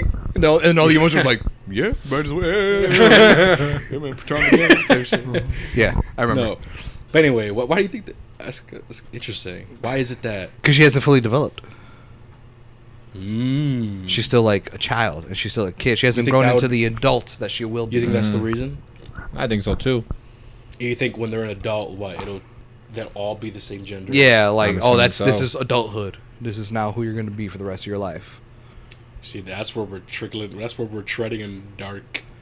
I know that's when it gets Woo! that's when it gets controversial. That's when it gets controversial because then yeah. it's like, what are you trying to say? Yeah.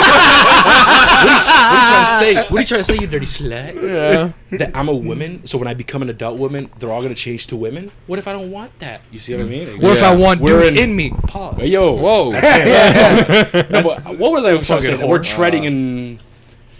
Thin We're ice? treading on We're mighty thin treading ice. in. Yeah, bro. Some Joel shit. No, some real shit. Because what Javi was saying, okay, fine, that makes sense, but that's where like some controversy shit might happen. It's like, oh, Yeah. We'll just It have to comes wait with till that. Inside Out 3. if she becomes an adult and they're all Oh, mixed, that could be the no, yeah, if the they're all plot. mixed, still, I'm still gonna question, why is everyone else? I'm putting it out there, man. I'm telling you. You think it's that? Yeah, she bi. I don't think that's it. I'm I don't think that's it either. Oh, I was gonna say, I was oh, about to I say. think- No, He told me that when we not. were leaving the theater, and I'm like, at first I took it as a joke there, but when he said No. it here, I was like, "How? You really for real?" No, listen, ready? Another little thing, right?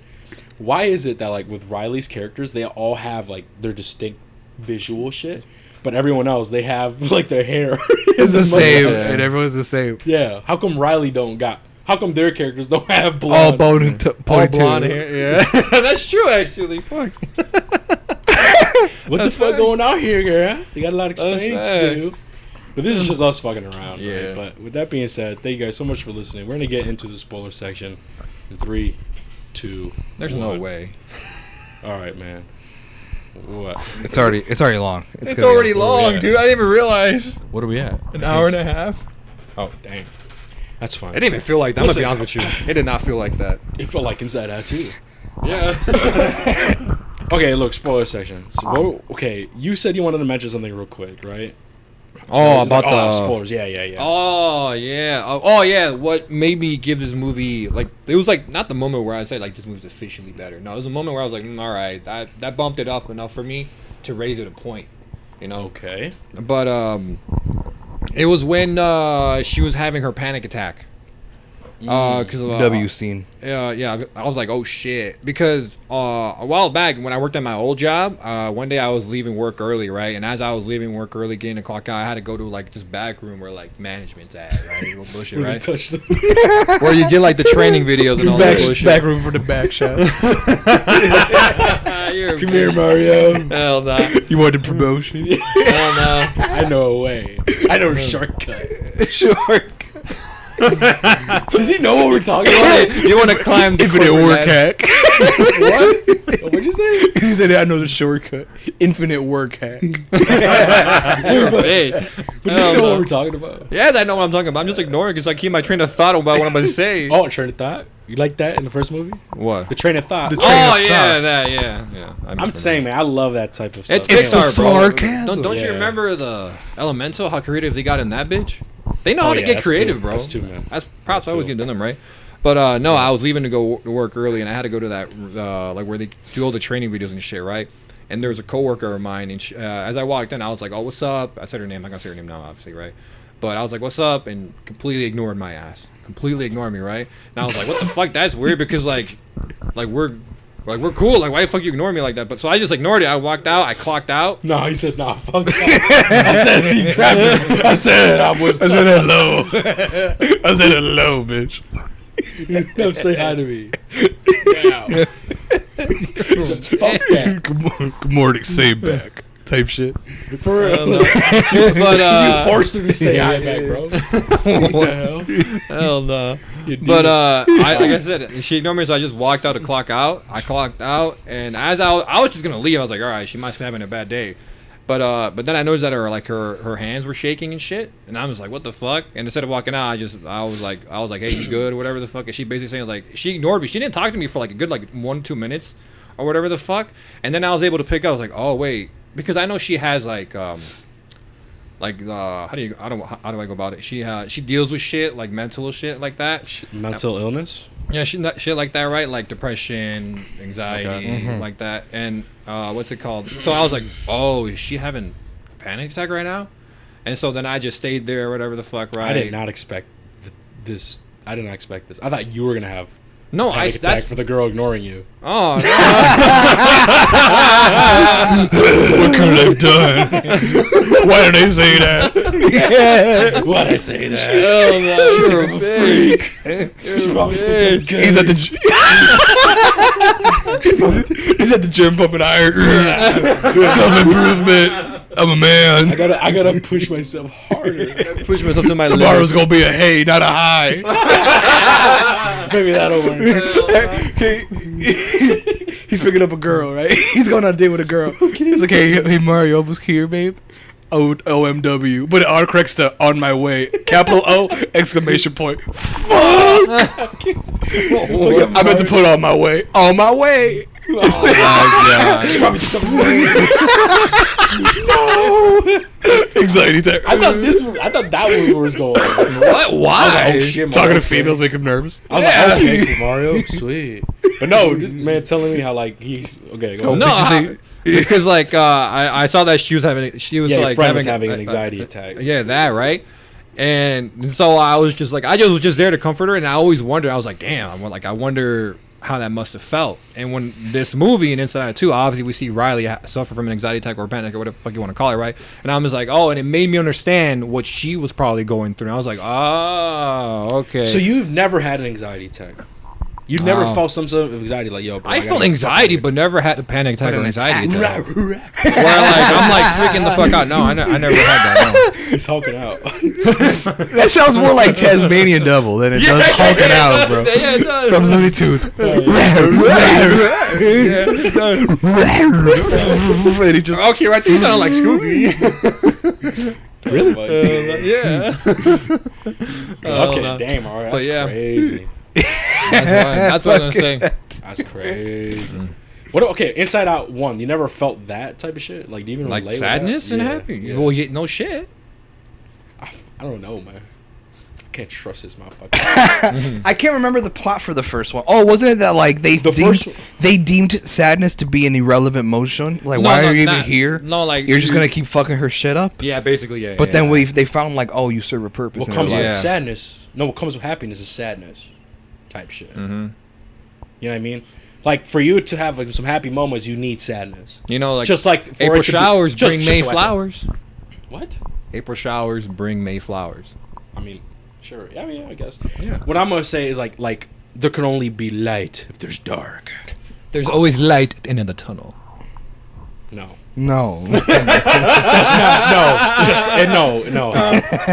It's like for there to be a down, there has to be an up. For there to be a good, there has to be. I was about to bad. say that. Oh, I was gonna say evil. This dude said a light. There's a light somewhere. You have to reach it. Hell no. Fuck you. That works for me. Wait, what'd you say? I said that works for me. I mean, If it gets you through the day.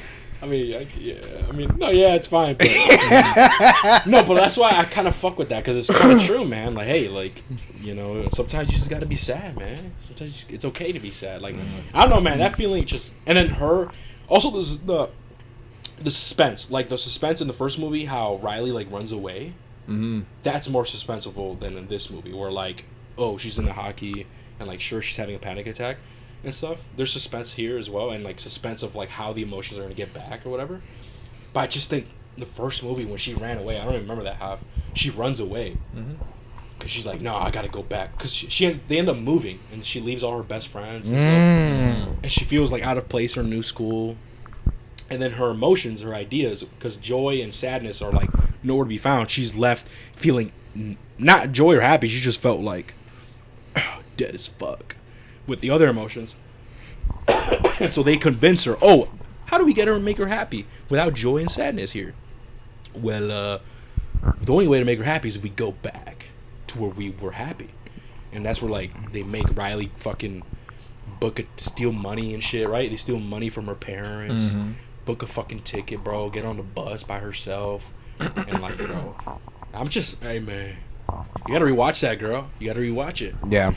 So that's why I'm just surprised. Like, dang, Mario, really? You felt like this one's a lot? I mean, sure, this one did me. I felt that bitch.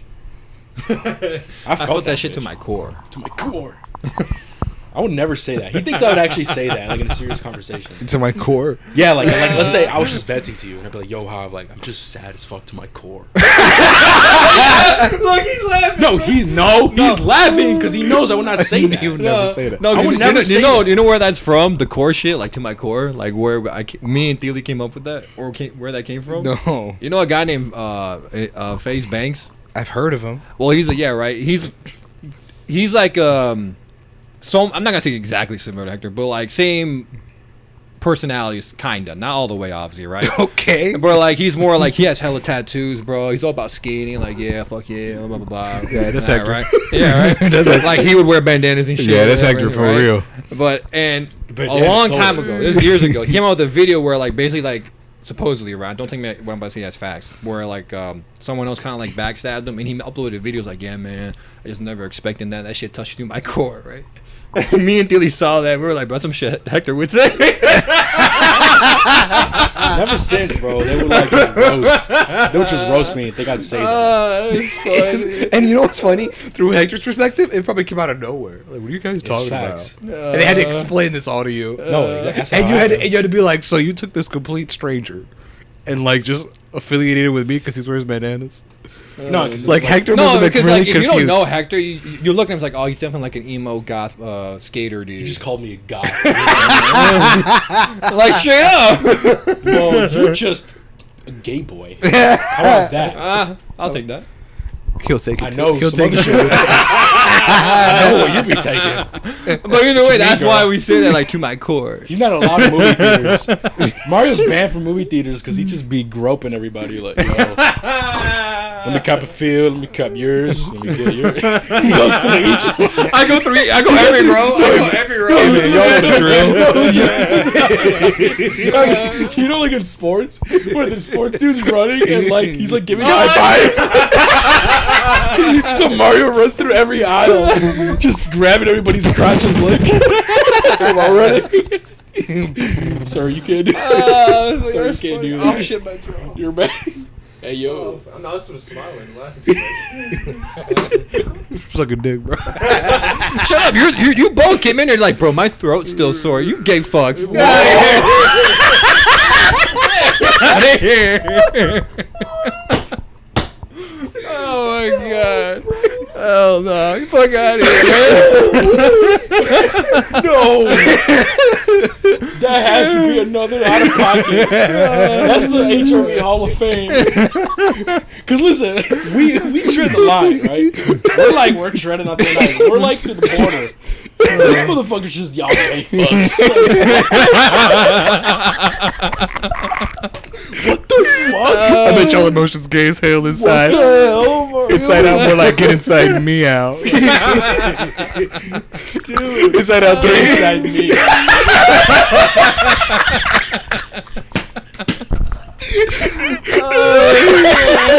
Get inside me. It should be again. Hell no. No way, Mario. What the fuck is wrong with you, bro? Bro, what the What? fuck? Relax, bro. We're just joshing around. Yo, Hey man. We're just kidding. He was Dude, on insinuating I was doing wait, some. on Pride Month. Really, bro?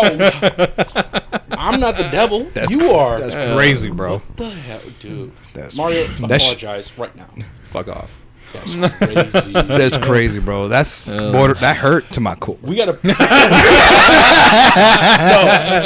no, low key. No, listen. The most out of pocket was with Hav and what was that review? What? Late Night with the Devil. Oh, With the Virgin Mary. Yeah. Nah, that might be the worst. That's like top tier, bro. Really? I think so. Wow. Or actually, Because you said the by the 23 was still worse by a little Yeah, bit. you did say oh that. yeah, I did. Huh? bet Yeah, you you know did say what? that. That might be. And then it's this. no, it's that, and then your Virgin Mary shit, and then it's Mario's right here. Gay fucks. You know what I mean? I think that's the third one. Holy shit, That's bro. funny. That's crazy. And then, do I have one? No, you don't say crazy shit like that. I feel like I do though, don't I? Maybe off the pod, bitch. Nah, He's like, you're never catching me lacking because I'm never on because shit. I'm never like Hell no. All right, we're getting sidetracked, bro. We gotta get back on the fucking spoiler shit. We're about to almost hit 2. Well, no, we're not. We're at an hour 42, I don't know, bro. man. I don't know if I could continue after what he said.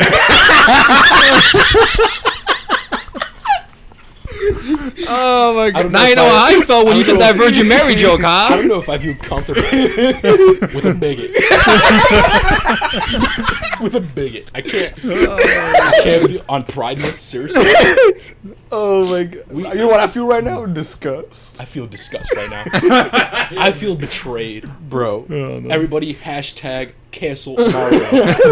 Everybody go on Twitter hashtag cancel Mario. Hell no. What a bigot. Anyway, guys, that was funny, man. That was actually fun. Okay, where the fuck were we, man? Well, I explained why. Oh yeah, that bumped up a point. But now it's your story with the girl. Oh no, I finished that shit.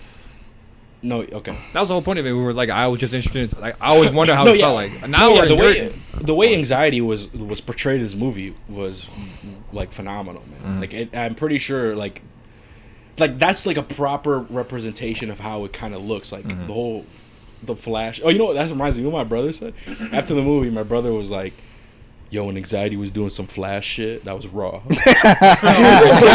Some flash. He's like, bro, that's not the I'm point. like, what the fuck? He's like, that was cool. He's like, I'm like, all right, man. When she But- turned into the Flash. It's like, For real. what? I want to say that I think that's my brother's favorite hero, the Flash. Flash. I think that's his favorite hero. Mine, Mine is A-Train. Dumb.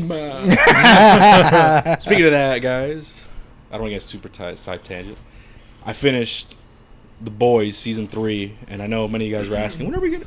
I know people are asking if we're gonna review season 3 of The Boys and Gen V, which was last year. We said no, but hopefully I'm gonna try to catch up this year so we can review season 4 of The Boys. Me here too. on HRV, bro. And the rest of the seasons probably later on in the future when we do it on Cape Shit on our other podcast. Click the link in the description. But anyway, back to what I was saying. Anxiety was portrayed really well here. I do like the whole belief system that they did, that they expanded on, right? So you take memories and they go into like the abyss. They go to like they take an elevator somewhere, which is what, like, I'm only assuming like your heart, like your core, like what Mario would say, your core of a human. And what they do is they take these memory orbs and they put them in the water and they grow like these weird, like, I don't know what to call it. Like, I'm not spider web, but like Strings. like string. Yeah, there we go. Strings. like strings, bro, like on a harp type shit, and they shoot up to the mind, and it forms into like this weird tree-like thing.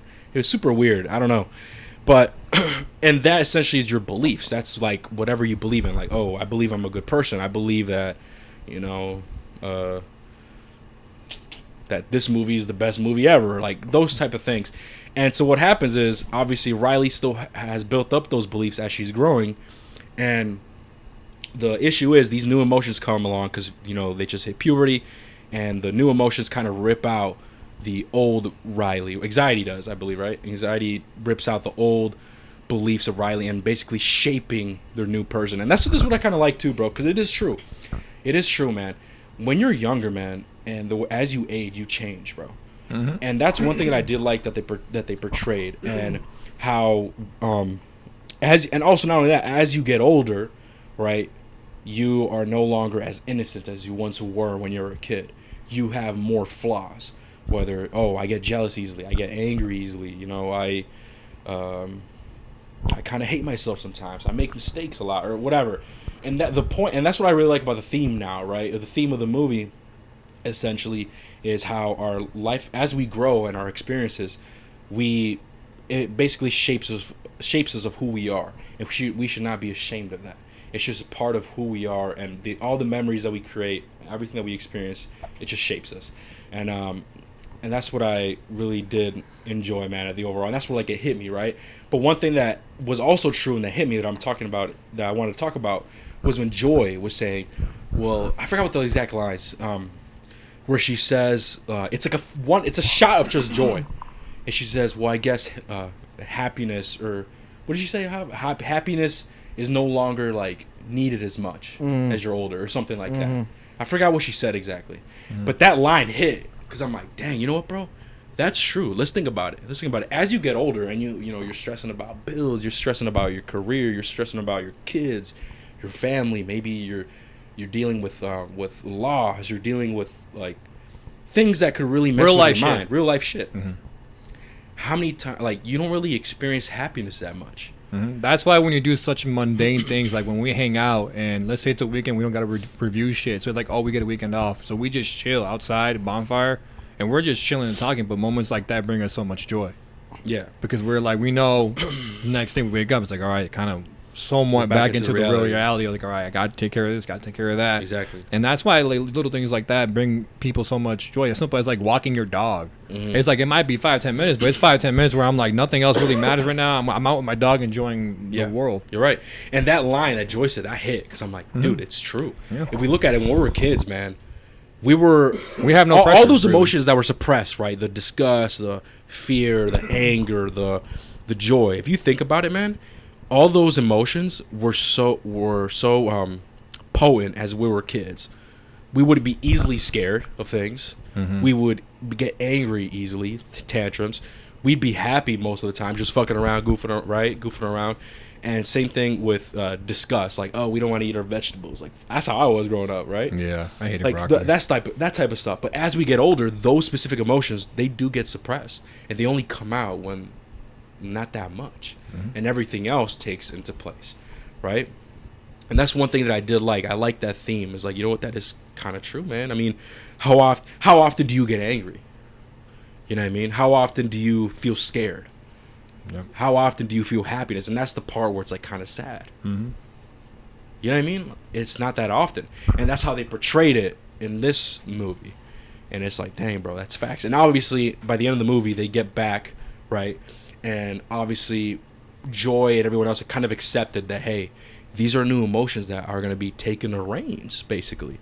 And I guess whenever joy is needed, they kind of allude, because at the end of the movie, whenever joy is needed, some like weird yellow particles are coming out of the on the console and attracting joy, and then anxiety says, look, I think Riley wants you. So we could only infer as the audience, like, okay, even though that the main emotions are now suppressed a bit and they're like in the back seat, they'll still get their moments. And that's only when Riley is really experiencing it, and you'll see that because I guess the particles will come through type shit, you know. And that's how I took it, guys. I don't know what about you. That's what I like about Pixar as well, man. Is because you can interpret it in your own way. That's just how I interpreted it. What do you guys think? No, I think pretty much going to give it the same way. Is that for each emotion they're going to be called upon. And in different situations, one day you might, legit, it might be all sadness or all anxiety or all fear or whatever the fuck, but it's never going to be one emotion permanently forever. And the movie portrays that, I think, really well. And I think, I like I said, it's reflective of real life, you know? I like to think I'm in a good mood every day, but like, there's days where I'm just like, fuck, bro, I got to worry about this. Like, anxiety, I think about the future. Like you feel stressed. I already, like, even though it's a while from now, I'm already thinking about like the Japan shit. Not me being there, knowing I'm gonna be happy. It's the process of me getting there. Yeah. Me flying internationally or just flying alone without my older brother being my safety blanket. And it's like, fuck, like I gotta step up, and that gives me anxiety. You know what I mean? And I worry about shit like that. Not even little shit like that. When you get a new job, it's a little bit anxiety, where it's like, fuck, new place. Like, how does it work here? I got to meet new people. Are they gonna be cool? Am I gonna love it? Am I gonna hate it? All that shit. It's all reflective of what real life actually is. Would you relate like stress with anxiety, or like would stress be like a separate emotion? No, I would relate. I think no, right? Because anxiety would create the stress. Yes. Right. Okay. Yeah, because I was thinking that, and another thing also that's kind of realistic as well is because we've all been there, man. Like in I guess either elementary school or middle school, early middle school, where we kind of felt like we didn't belong, and there's some people that we tried to impress and sometimes be who we're not really want to be. And this movie kind of showcases that, where Riley's now going to, what is it, middle school or high school? High school. She's going into high school, yeah. So it's her first year in high school. And she's meeting new people. She wants to join like this her. Wait, did you say in the first movie or this movie? This movie's Inside Out 2. Yeah, she's going into high school. Into high school, right? Yeah. So she's trying to be hockey is like her main hobby. She's trying to join the teams, the Firehawks or something, and she meets one of the best players on the team, and she's trying to get into the team, and this is where she starts to develop like her new type of personality, her new beliefs, is because she's trying to impress people. She's trying to be someone she's not. She's kind of ditching her friends, and unfortunately, man, high school that's kind of what happens. Yeah, man. because her friends are going to another school. Yeah, and she's gonna be alone in this new one. So she's trying to like, hey, I gotta find some new friend group, which is when her anxiety kicks in. It's like, oh fuck, I don't want to be a loner or anything like that. Exactly, and I just like that whole realism, man, because it is kind of true, man. And when people get into high school, that's like a whole new world. And to be honest, I would argue, man, when high school, I think that's what like solidifies who you're gonna be, or high school definitely portrays like a big part of you, like in your personality going forward. You could always change and evolve, but I think high school, whatever you go through high school, it's like the foundation. How you are in high school, it's kind of like the foundation. And then later on in life, as you're growing up and experiencing, like as we're 50 or whatever, that's where we're adding more shit. You know what I mean? So yeah, man, I really do like that. One little funny thing as well is nostalgia. Do you remember nostalgia? Oh, that was kind of funny. At first when she popped up, I'm like, who is this? Why she look old? But yeah, the whole nostalgia, I thought that was pretty cool. It's like, why are you doing it? You're here way too early. You still need 10 years of graduation, 2 weddings, and whatever the fuck before you come out. She's like, oh, okay, I'll go back down here, I guess. I'm like, that's funny as fuck. Man. But yeah, I do like the realism and stuff.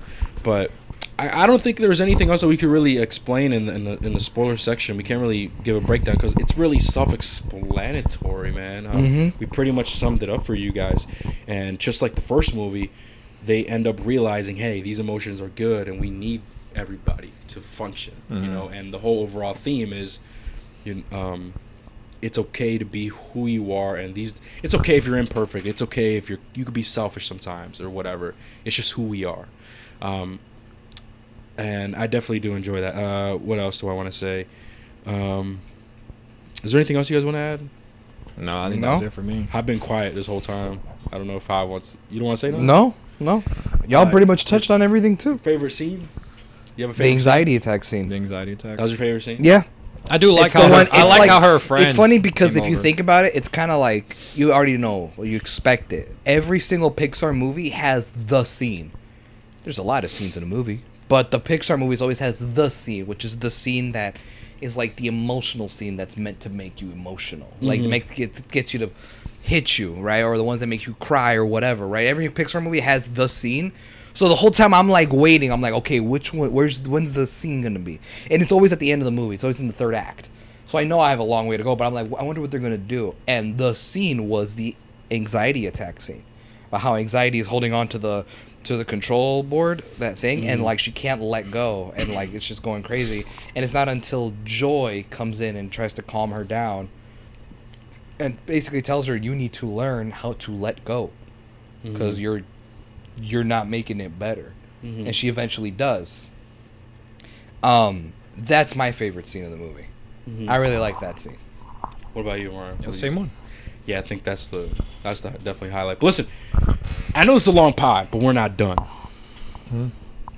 We're not done, girl. We still need Ramiro. Yeah. Ramiro's little lore stuff that we want to talk about.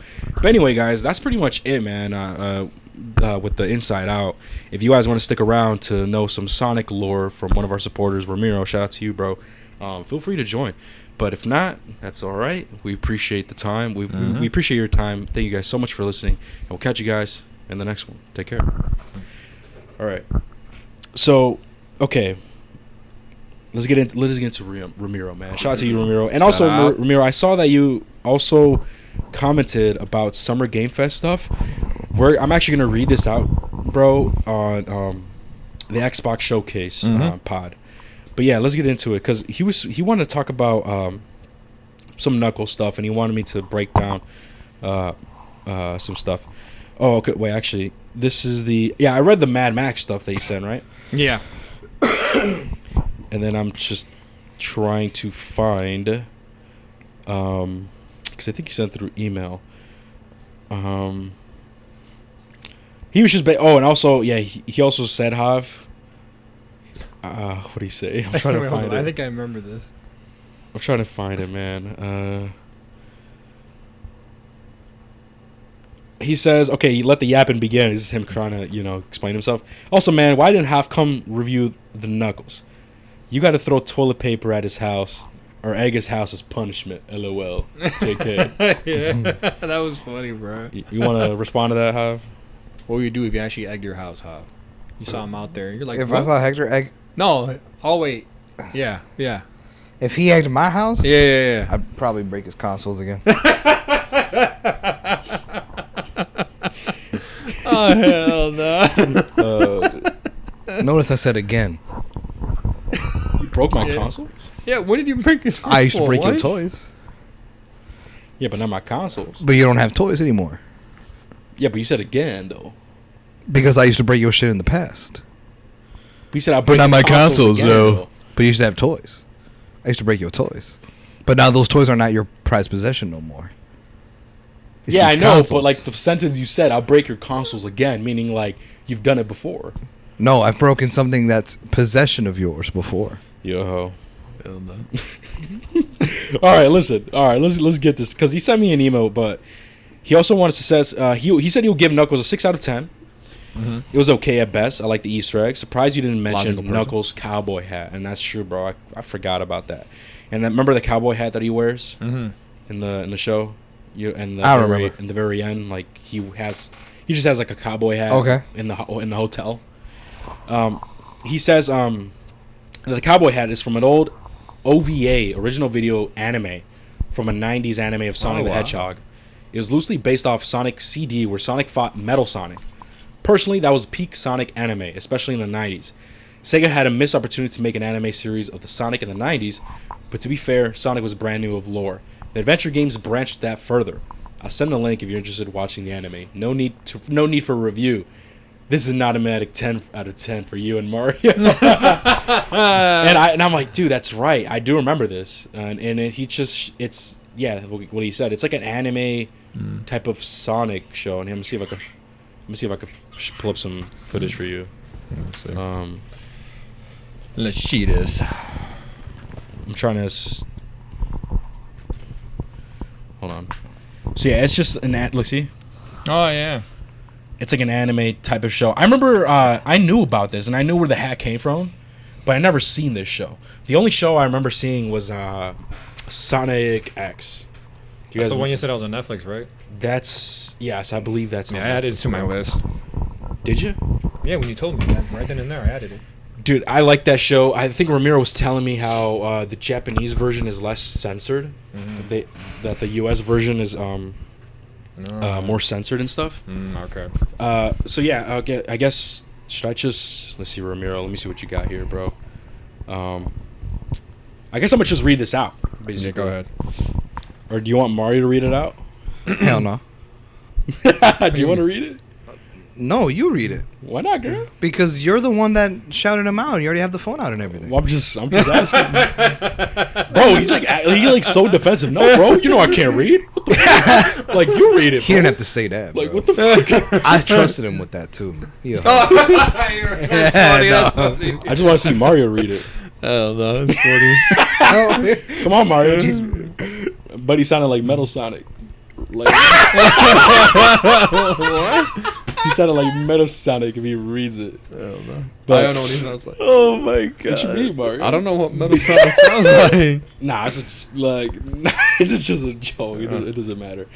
All right, so yeah, he's just basically wants to give like a little bit of a rundown on the lore, and oh my gosh, you know what? It is kind of extensive, and he also gives, I think, his opinions or like what he wants to expect from Sonic 3, the movie, right? So, and like I said, guys, I'm gonna post all of this on the YouTube comment section. Same thing in the Discord. On the Discord, I added something that I think it'll be interesting to see if it works. I'll explain it to you guys how it's gonna be, and basically it's gonna be a channel of where like people can go and give their own like lore breakdowns or maybe ending breakdowns or their own theories and stuff like that. Theories, yeah, I like that. Yeah, so That's smart. So I'm still trying to work out the kinks, and I'm gonna discuss that with the boys. But yeah, he basically says so. The adventure games are important because adventures focuses on an enemy named Chaos, a Chow, cute little creature mutated by the Chaos Emeralds, and a water-like creature. I don't know if you've ever seen that. I know how you have. Remember that water? He's like a water creature, and he has like an emerald on his forehead. I don't know if you've seen that, motherfucker. No, I don't remember. Hav, can you pull up the picture? What's it called? His name. Just look up Chaos. Chaos. Sonic Chaos. Chaos. Yeah. So, anyways, and a Chow. A Chow is like a cute little like creature that I remember seeing in Sonic Adventure 2 and Sonic X, which it's that little flying thing. I think that Cream possess like has. You don't know Cream either. Did you find him? What is this? Yeah. Look. So show Mario. That's who Chaos is. Yeah, I've never seen that. The design's cool. Dude, look up a Chow. Look up a Chow real quick. You spell that CHAO. And it's funny because that's Chow, right? Add an S. It's Chaos. What you mean, girl? Nah, I'm just like the way you said it made me laugh. I've never seen that either. I remember Sonic Adventure 2. You could raise them. Oh wow! And you could raise them and shit, and like race them, and like throughout the world, you find like animals, like like it could be like a bird, it could be a leopard, and you could feed them to the chows, and they end up growing the wings. They end up growing specific body parts and stuff. But anyway, point is, this Chaos character is a mutated chow. That thing. Oh, okay. Right, and he was the guardian of the Chaos / Master Emerald in the games. Okay. right? Which is that big ass green emerald, whatever. Yeah, that I know. The Chief in the Knuckles show, where Wade was in the games, he was a ruthless conqueror who wanted nothing but power. So I guess that fucking the spirit guy. All right. Dang, bro, I that's the not know case. He does But not come off like that in the fucking Hey, show. Dang, that's crazy.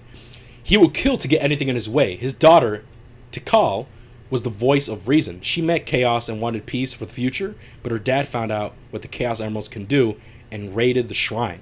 It angered Chaos and fused the emeralds and became Perfect Chaos, a dragon-like creature and final boss of Adventure 1. In order to prevent destruction, she sealed herself and Chaos in the Master Emerald until Sonic 3 and Knuckles' game kind of broke the Emerald and led to Adventure 1. So yeah, so I guess, so that's like the overall, like, what the fuck was a Master Chaos Emerald is and shit like that, right?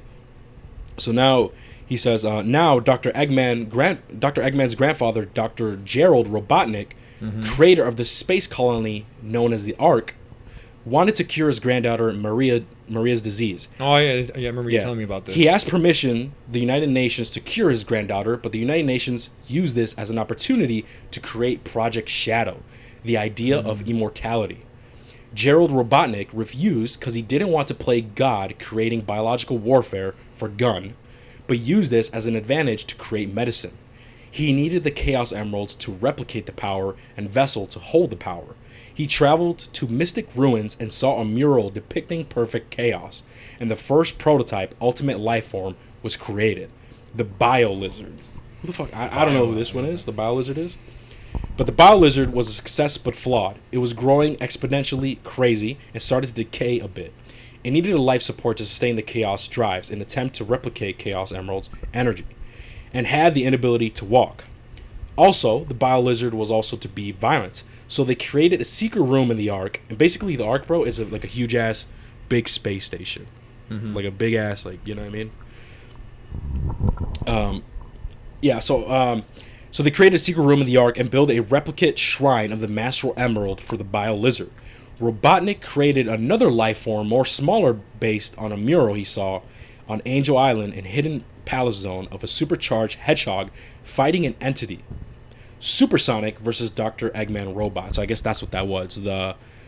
And on the Angel Island in the hidden palace, there was a supercharged hedgehog fighting an entity. And so he has parentheses saying it was Supersonic versus Dr. Eggman Robots. And so eventually, yeah, he saw that and he created Shadow. Scared that Shadow may be used as a weapon, he based Shadow's soul to Maria. So Maria, the daughter of the... Maria of the daughter, which is, so be more gentle. Word got out of the Bio Lizard, a potential that can cause terrifying reaction to the public that got Gun attention. The government ordered Gun a mass execution on the Ark, killing everyone, minus Shadow and Robotnik. Maria was in the crossfire, and Shadow was down in Earth in the escape pod and still found him in the pod. Robotnik was devastated to the core Hell nah. after hearing the news of Maria's death. After Gun mission destroyed all evidence of Project Shadow and everyone involved with it, Gun forcefully tried Project Shadow again, but this time keeping an eye on Robotnik on Prison Island. Robotnik was grieving and devised a secret plan to kill everyone on the planet, using modifications to rewrite Shadow's mission, leading to Sonic Adventure 2, a program that arcs coordinates to come crashing to Earth. Use the actual Chaos Emeralds to activate Eclipse Cannon, a weapon only used to beam down large celestial meteors. Damn, bro. That's kind of... So the cannon that brings down So creatures? So what he's basically saying here, Mario, is that after that whole incident, right? They made him. They made Robotnik continue with the project, yeah. right? And because of Robotnik's like, bro, my daughter died. What the fuck going on? Yeah. Y'all killed him. Makes He's sense. trying to get the Ark, the military shit, to like crash down on Earth. To like fuck them over, like, hey, fuck y'all did this. He's Revenge, kind of. He's on some villain shit. Yeah. Just trying to destroy trying to destroy the planet, right? So it says right here, BioLizard used a last line of defense to protect the Chaos Emeralds, aka Shadow versus BioLizard, a Sonic Adventure 2 boss fight. Gun had some suspicions that decided to steal Shadow in a vault. Oh, to seal Shadow. Sorry. So they sealed Shadow into a vault, and the government ordered a death by shooting at Dr. Gerald Robotnik. Oh wow. Did it go, He did says, it go "Yeah." through? He says, "Yeah. Tell Mario, a man executed by gunshots." LOL. 50 years later, Sonic 1, 2, and 3, CD, Sonic Adventure 1, and Sonic Adventure 2 begins. So after Sonic Adventure 2, Shadow did die, yes.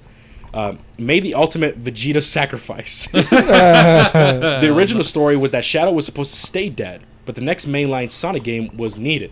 Sega/Sonic team needed to bring in money. So in a controversial decision, they decided to bring back Shadow and the Sonic Heroes. Not much of a resurrection was showed, but was implied Eggman or Metal Sonic, the main villain of Sonic Heroes, either found him or cloned him. No answer was confirmed. Shadow found a broken Shadow robot at the post-Albatross robot boss battle, thinking Shadow may be a robot at the end of Team Dark story. Okay, so this led to Shadow thinking, hey, he was a clone type Like shit. I'm not the OG one. Yeah. So Rogue, which is that bat, I don't know if you've seen that girl, the bat girl. Bad as hell. Hey, yo. She the pink one?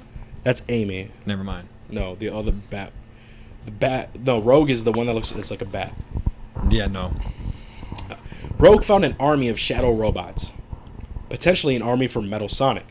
Omega mentioned Rogue cloning is a possibility and the original is still out there somewhere. So, Mario. entered... What? Oh, her. Javi said she bad as hell. What the hell? Hey, man. You got that, Javi. You got that. Thank you. Nobody taking that. No, he wants Knuckles. Yeah. He wants Knuckles, too. I want to hear Aegis Elba. So yeah. Take no, this. girl. So, okay. So yeah, now you enter the Shadow the Hedgehog. Shadow was still thinking why he doesn't remember anything. An alien army known as the Black Arms invaded Earth. This is the Shadow the Hedgehog game. All the multiple endings are non-canon. The secret ending is the true canon. To unlock it, you got to complete all the non-canon endings. During the Devil Doom boss battle, Eggman said Shadow is the real Shadow from Sonic Adventure 2. No clone or robot. The same one. But how do you survive if you got shot? I don't know, dude. Well, he says the developer just winged it and didn't want to go through with the trouble. So no answer. They're just like, fuck it, he's alive. No, because like I said, I've played Shadow the Hedgehog and I got like some endings, but I didn't get all of them. So to me, it was like, oh, we find out that Shadow's a clone. That's why I said that Knuckles. But apparently there's a secret ending, and no, it turns out that no, he's not a clone. He's the real one. He's the real one. And that's the thing. How do he survive if he supposedly sacrificed himself in Sonic Adventure 2? So yeah. So then the Sonic Adventure 2 origin story got retconned. Black Doom, the leader of the Black Arms, which is the aliens that invade Earth and suck in Shadow the Hedgehog, revealed he was also the co-creator of Project Shadow. What the fuck? Wow. Initially, it was going to invade Earth and his warship, the Black Comet. But Robotnik struck a deal with the devil to use his technology and Black Doom's blood to create the ultimate life form, Shadow the Hedgehog, in exchange to invade Earth 50 years later. Damn, what the you get that? Jav, you get that? So he made a deal with Robotic in order to help with the project. He would have to invade Earth 50 years later. So we find out the aliens in Shadow the Hedgehog, right? He's saying the Doom, right? His name was Black Doom. We find out that he was a co-creator of Shadow. Yeah, that guy, yeah. And it's like, okay, why? Well, we find out that Gerald, right, the grandfather of Robotnik, right, that he basically like made a deal with the devil, he says, to use Black Doom's technology and blood to create Shadow in exchange, right? In exchange, where Black Doom would invade Earth 50 years later. Okay, I get it now. Dude, that's actually so in a way, that's Shadow's parents, bro. that's what he takes out of this. No, in a way though, that's how Shadow. But my thing is, okay, where does Sonic come from? And why do they? Because if technically speaking, actually no, yeah, like where did? If Shadow was created like this, right? And I kind of want to know is obviously I know realistically it's just a game and stuff, but it's kind of funny to think about. It's like, oh, where did actually Sonic come from? Because Why is Shadow a hedgehog, just like Sonic? Obviously, real life is like, oh, dude, imagine an emo Sonic, fire, right? But in like lore, in lore terms, how does that? It's one of those things where they don't explain it. That's actually pretty cool. So technically, the Shadow creator is both Gerald Robotnik and Black Doom. Then Sonic Adventure 2, a gun raid in the Ark happened a month later. The Bio-Lizard was strictly made on Earth. Black Doom had no part. In Sonic 06, I felt that was the last time Shadow had character arc. Felt it was a full circle, accepting who he is. Sonic 06. Which one's that one? I don't know. I wonder what Sonic game was that was. To quote, if the world chooses to become if the world chooses to become my enemy, I will fight like I always had. That was peak, and I felt that was a full circle to Shadow's character. Okay, cool. So after that, he's became a stable of edginess, but hope that Generations story fixes that. So he's talking about the new Generations game. Okay, so the new Generations game, it is kind of canon. We're gonna see more of Shadow. That's the Shadow lore. Gun, I see them as a red ribbon in DB using power to get what they want. Gun is no angels. The movie version is pretty tamed. If Mario still thinks Sonic is pretty kiddie in games, just remember. Dr. Eggman stuffed animals and machines to be his minions. On some Five Nights at Freddy shit, goddamn. Yeah. Eggman literally tried to bomb Station Square in Sonic Adventures 1 in Tails' story. Eggman literally, I'm assuming blew up Prison Island, killing many gun soldiers. Perfect Chaos flooded Station Square, Sonic Adventure 1. I remember that. Shot the moon in half with Eclipse Cannon to prove Eggman wasn't playing around. Chaos literally massacred the Echidna tribe in Sonic Adventure 1. Yeah, he's no longer. Gun literally massacred everyone in the Ark. And the Earth got invaded by a hostile. There's more, but that's just Sonic Adventure era. So that's basically the Sonic Adventure lore and Shadow's lore. I did not know that, man. Like I said, I only played Sonic Adventure 1 and 2. But like I said, when I played Sonic Adventure 2, I'm like, okay, that was his first intro, and he died. And then Shadow the Hedgehog came out, and I was kind of confused as a kid. I'm like, yo, what is this? And I thought he was a clone and shit, but that's basically what happens. So shout out to you, bro. Now he, real quick, he just basically wanted to give his pros and concerns of Sonic 3. Okay, go ahead. It's the Sonic movie 3. So he says, pros. I'm looking for the elements of Sonic Adventure 2 story. Even got the rights of the song Live and Learn. Oh. Which one's that? Live and Learn? I don't know, but from the game, people are going to enjoy it. Live and Learn? Yeah. It's a song? He says. They got this. I wonder what that one is. It's weird because I always thought they would go to the Metal Sonic route because that's the last Sonic movie had. Sonic Quill and Eggman was trying to make robot version of Sonic, a.k.a. Metal Sonic. But I'm cool with this. That's true. We'll go. You found it, Hav? I found it. I don't know if you want me to play it, though. Who's it by? Like, is it in the games? It doesn't say. It just says Live and Learn from the Sonic Adventure 2 original soundtrack. Play it. Let me see a little bit. Maybe we won't get copyright. I got you. Hold on. You never know, man. All right, I'm gonna put 10 seconds in. I'm gonna turn off my mic too. Yeah. Oh, I know that song. Okay. Yeah, I got it. Okay. Live and Learn. Live and Learn. Yeah. Huh. Yeah. I know that song. Okay. And that's true. It says right here, what he was saying is that in the Sonic movie, yeah, they were trying to create Metal Sonic, but they didn't really do that, huh? Jim Carrey was back as well. Bro was up there of perfect casting of Iron Man of Robert Downey Jr. And he says Keanu Reeves is cool. I was hoping Hayden Christensen, Mario knows him, but I'm game. Hayden Christensen. Who's that? Yeah. He's from Star Wars. Yeah. No, is he fire or what? Yeah, girl. Is he? Yeah. He says another pro is more Sonic characters. It's been rumored that Amy and Rogue that might appear in this movie. Rumors. That's crazy. You never know. I don't know how they introduced Amy in the movie since she was there in the game, but Rogue is simple since Sonic Adventure 2 was her first appearance. I know Kristen Ritter is playing Rogue. How does he know this? He just says, I just know it. Oh, you know who that is? I don't know who that is. That's Kristen Jessica Ritter. Jones. Oh, Jessica Jones? Bet. I can see that low-key. He says, I just know it, even though her role is confirmed. Wait, even though her role is confirmed? I'm assuming isn't confirmed, from what he said. And now he says some concerns that he has. Look, man, everyone can love Sonic, but the series has some dark themes in the games. I'm afraid Paramount is trying to make it too kid themed.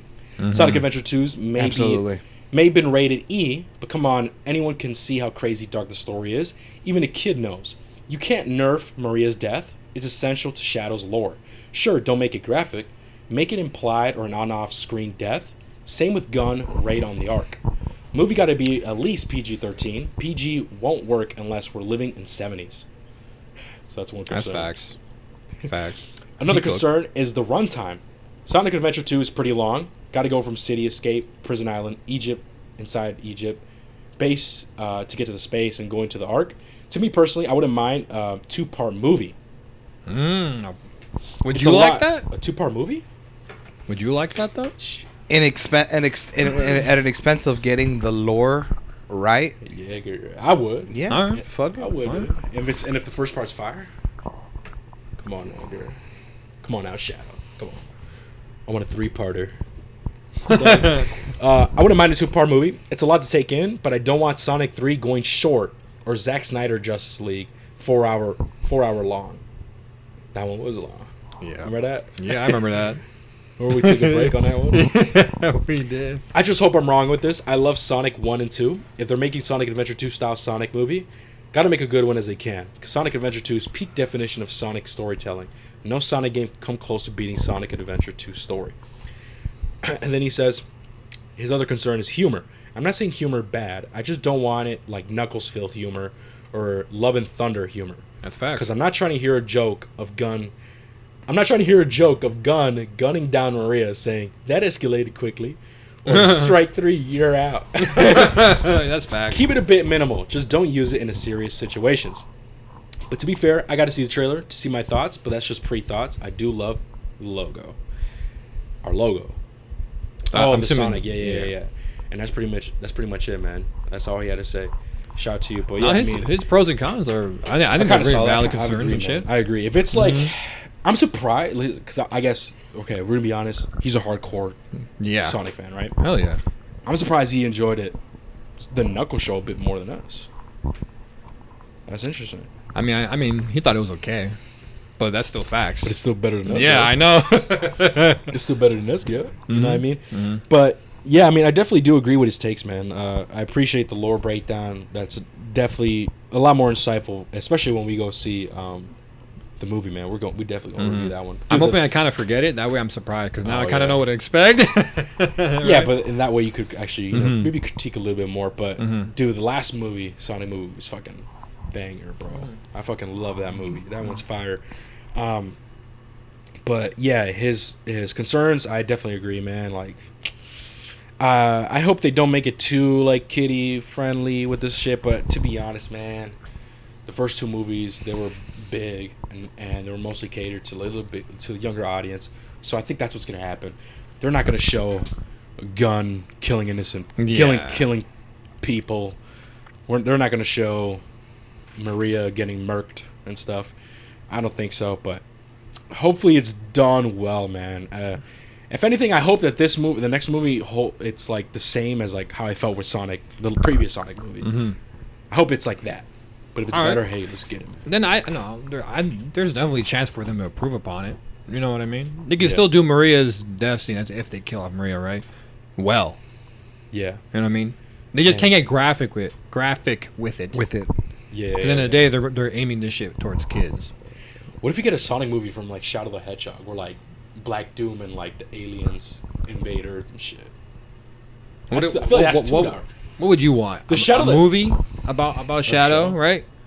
And it's PG-13, or a show, but it's like rated R. I'm gonna show, right? But I want like the high quality too. Like I don't want it to be like. I mean, the Where the CGI CGI and don't Knuckles look was that pretty good. good in the show. No, So yeah. just imagine But that, we're but talking with about- like a mature story. Yeah, but like if it's gonna focus more on Shadow, meaning that's a lot more CGI money. With Knuckles, since it was the Wade show, right? not Knuckles, they didn't really have to spend that much money, and the money that we're covering, there were shills. Look at my Spotify. Yeah. Hey man, I found a cool little gadget in Facebook Marketplace. Wink, you should use it. Like, We see a bunch of shills and stuff in the show, so I don't know. That's exactly what I want. Animated would be better. Yeah. Oh yeah. What if it was animated? I fuck with that. All right. Right there, I feel like there's not that much limitations right there, bro. Yep. Because like you could do whatever the fuck you want, animation, Animation. That's why I love it. and it's like less expensive. You know what I mean? So that actually be fire as fuck. But no, it is true, bro. The Shadow the Hedgehog game, man, it is dark, bro. You out here shooting guns. Yeah, You're I know. When killing you told me that, I you're was killing like, what the gun fuck? members, bro.